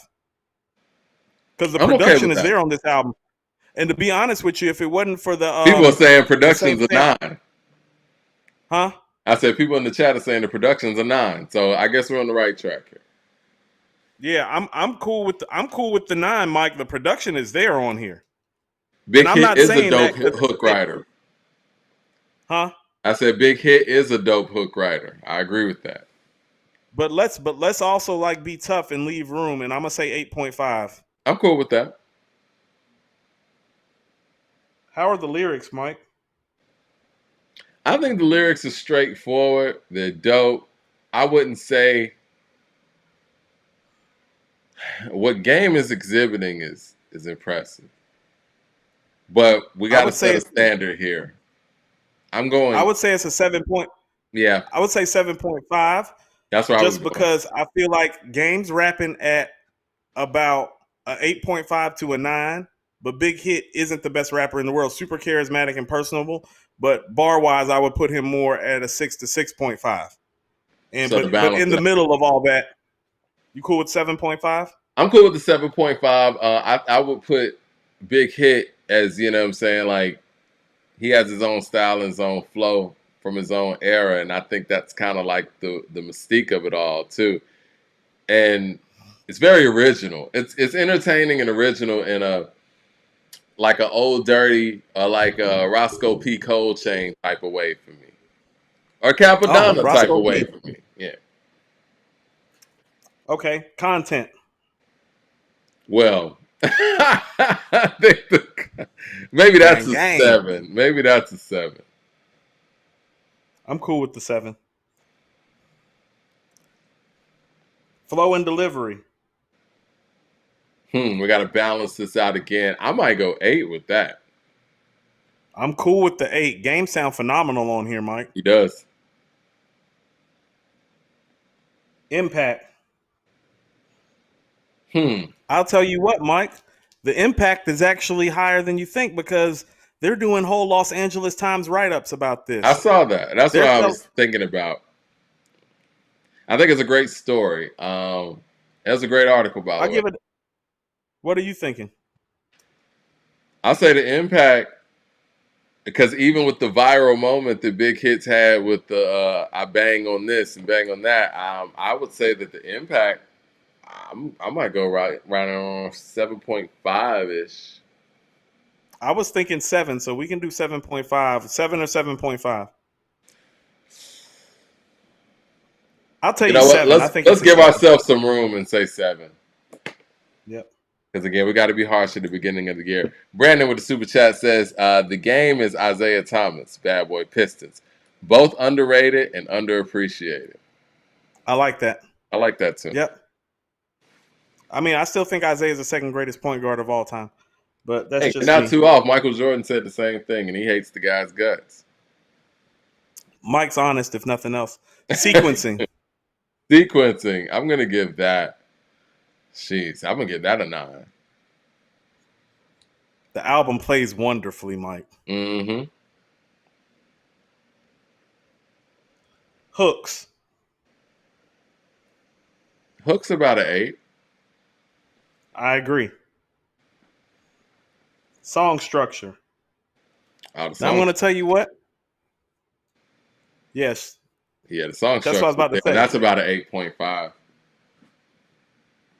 I can agree with that too. You want to just go ahead and rate these two right quick and see the grade they got, or did you want to do Cuddy too? I want to talk a little bit about the Cuddy before we leave. That's cool. I got a little time to burn. We can talk about the Cuddy.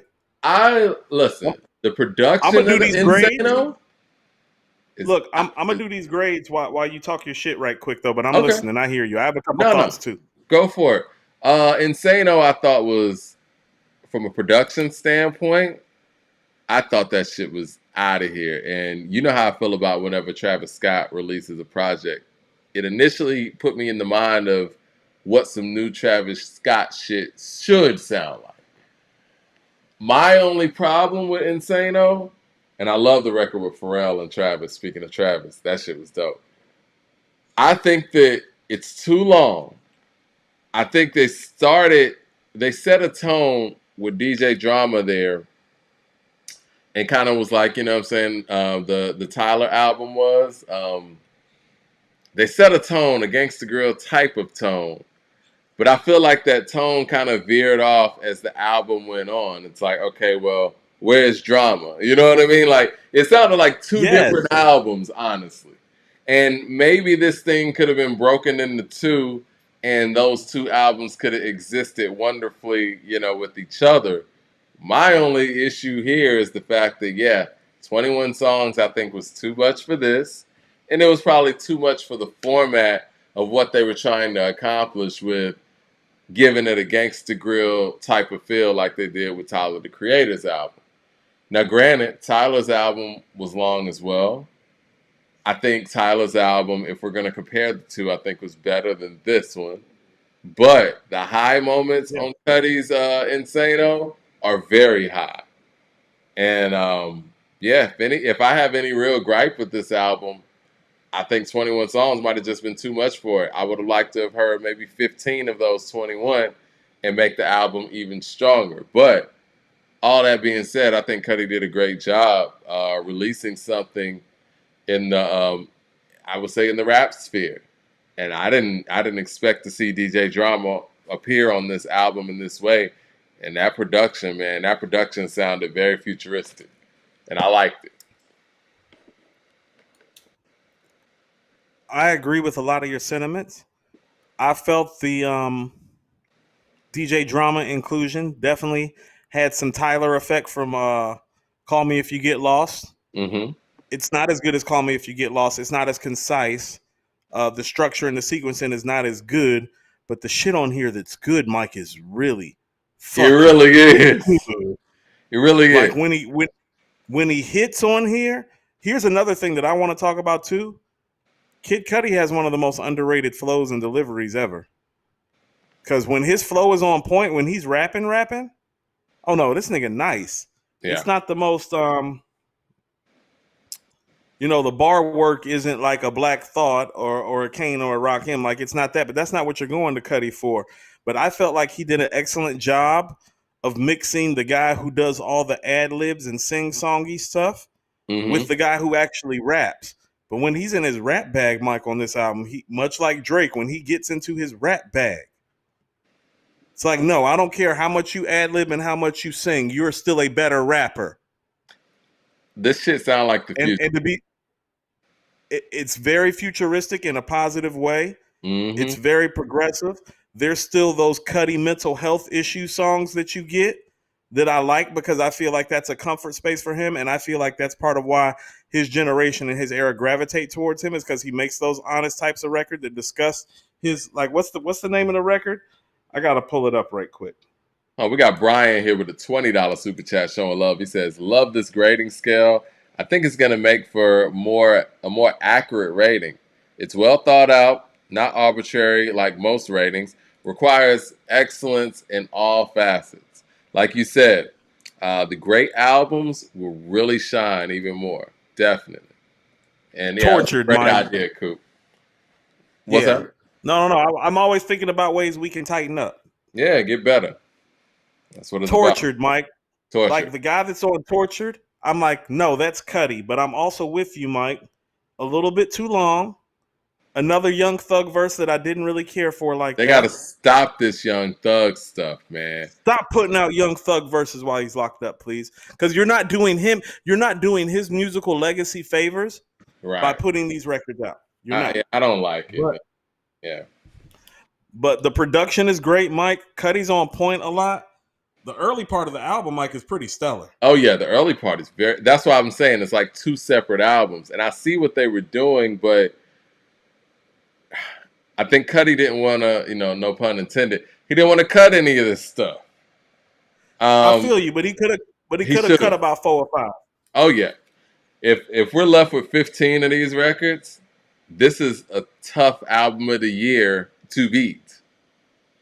I got to give him credit. He put together the sounds. Like I said, this sounded Travis Scott level when we're talking. And I know Travis Scott comes from the school of Cudi, but I'm talking like Astro World, Grandioso, Rodeo type level stuff if we get this thing simmered down right. Well, I told you, Mike, this album is good enough that I literally asked you this past weekend, is this his best album?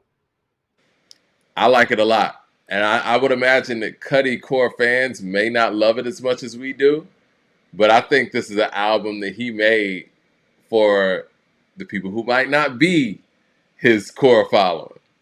I mean, right. i.e. DJ Drama being on it. I mean, I don't think that Cudi's core following is checking for DJ Drama to narrate an album, But that's part of what made it so fascinating. And much like with the Tyler part, much like Tyler would Call Me If You Get Lost, it worked when he actually utilized it. I just don't think he was consistent with it. Right. Because it was making sense. I agree. So what would you give the production on this album? Jeez. I'm giving it a strong 9. Me too. And the only reason why it's not a 10 is because it wasn't like that from beginning to end. Yeah, the last few songs, production-wise, like Porsche Topless or something like that, and a couple of those other records on the end, they were cool, but the production wasn't as strong as it was on the front half. I'm with you on the 9 on production. Lyrics. Wouldn't say they're quotables and stuff like that on here. So with the lyrics, I can go 6.5-ish or something. Here. Yeah. I was thinking 6. Yeah. But then also keep in mind, we just gave 21 6.5. So I'm cool with the 6.5 because I feel like that's what I was thinking about too. Yeah. Or we need to take 21 down to 6 and put Cudi at 6.5. All 6.5s aren't created equal, so I'm cool with the 6.5. I could see them being the same. Yeah. Okay. Content. Well, Cudi does talk about a lot, and he did talk about a lot on here. I could see content being around a 7.5 or 8. I'm cool with the 7.5, not with the 8. Okay. Flow and delivery, that shit's a 9. Well, that's where he maybe a 10. Yeah. Yeah. Are we giving him a 10? Because also too, it's like, let's go 9.5 or 9. I don't 9 or 9.5. know if we got a 10 yet. Let's say 9. Let's say 9. I want to give room for people to go all the way out with the flow and delivery. I'm taking all this down because should things change, I just want us to have the ability to go back and edit and Correct. hand out proper grades at the end of the year. Treat it like niggas getting extra credit or something. Be like, no, get that nigga another 2 points Right. on the curve. We should go back and Impact. do this for Killer Mike's album. Impact. Impact. I don't think his impact is as big as it used to be.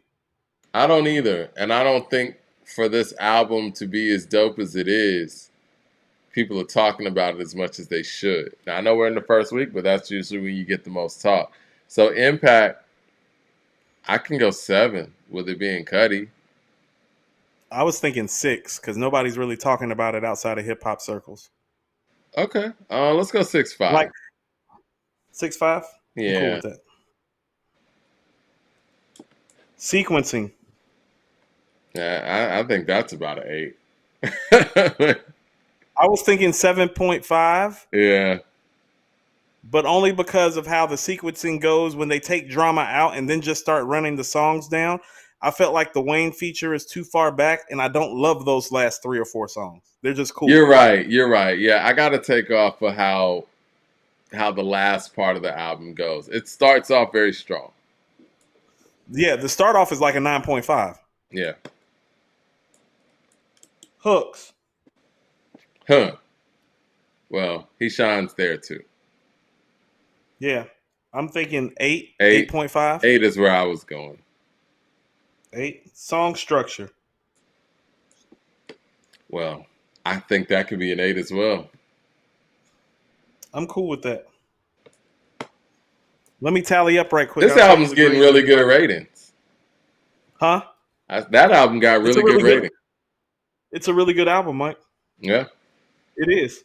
Like you said, if he would have actually trimmed some of the fat and kept drama involved, I think we would have our first real, be like, this is going to be our album of the year standard to start off the first quarter of the year. I mean, when I heard Tyler's album, Call Me If You Get Lost, I called you and was like, I think we got an album of the year here. And I agreed with that. Yeah. So the energy means something. We're going to get these ratings and we're going to get up out of here. I can't believe it's like 9:30 already, man. We've been on tonight. Okay. So, surprisingly enough, the Big Game and Hit album rated the highest. Really? You want to see? Yep. You want to hear the grades, Mike? Sure. The 21 got a 66%. Okay. The Cudi got a 77%. Okay. The Game and Big Hit got a 79%. Oh, okay. So it was close. So, and I'm cool with that. What's the highest score? Just so the people know. The highest score you can get? Uh-huh. Well, it's 8 categories out of 10, so 80. So Savage got 53 out of 80. Hold on. They got a 79? No, 79%, Mike. I'm going by percentage. Oh, you going percentage. Okay, I got you. Like Savage got 53 out of 80. That's 66%. Oh, okay. I thought you were scoring it. Okay, I got you. All right. Oh, no. So it's out of 100% then. Okay, gotcha. No, out of 80 because it's 8 categories by 10. So it's out of 80. So like Cudi got 62 out of 80. That's 77.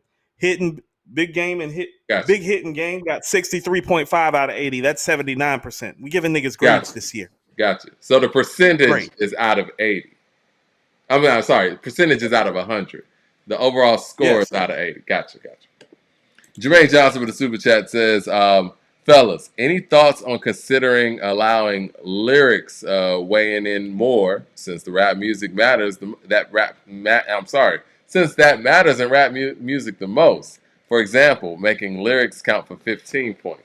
I think we tried that when we were doing our lyricist scale, where we were trying to make certain things count more than others. I think everything's equally important. Michael Williams. Like, notice I'm leaving stuff like voice off of here because voice is more unfair to some than others. You know what I mean? Yeah. That has nothing to do with. I mean, it has a lot to do with the album, but you can't change that album to album or anything. Michael Williams in the super chat says Pitchfork rated the Cudi album of 4.6 LOL out of 10, I guess. All right. Well, it's Pitchfork. What You're doing Pitchfork thing. Pitchfork doing Pitchfork things. Well, Shay Noir is dropping Friday. Benny the Butcher's dropping Friday. Looking forward to the new music. This was a great show, man. I think we wrapped up the week pretty well. And we're going to talk about Benny's album Monday. And I think we're going to talk something else I was missing. Oh, yeah, the Nas records, the 89 songs. Do we have that? I don't want to put that out there if it's not solidified. But Yeah, actually, matter of fact, Adriel hit me. I need to talk to Sean, but we should be able to put it together. But if so, we'll do I'll let you know by Friday. For sure. All right, everybody hit like and subscribe. Y'all already know we get to 25,000 subscribers. We will drop that Mike D and Coop EP. I'm gonna say LP. Yes. EP. The song bar. Look, Mike. The song Bar Work coming soon. The song Bar Work coming soon. I'm looking forward to it. Gotta start writing my shit. Like and subscribe. Appreciate y'all rocking with us.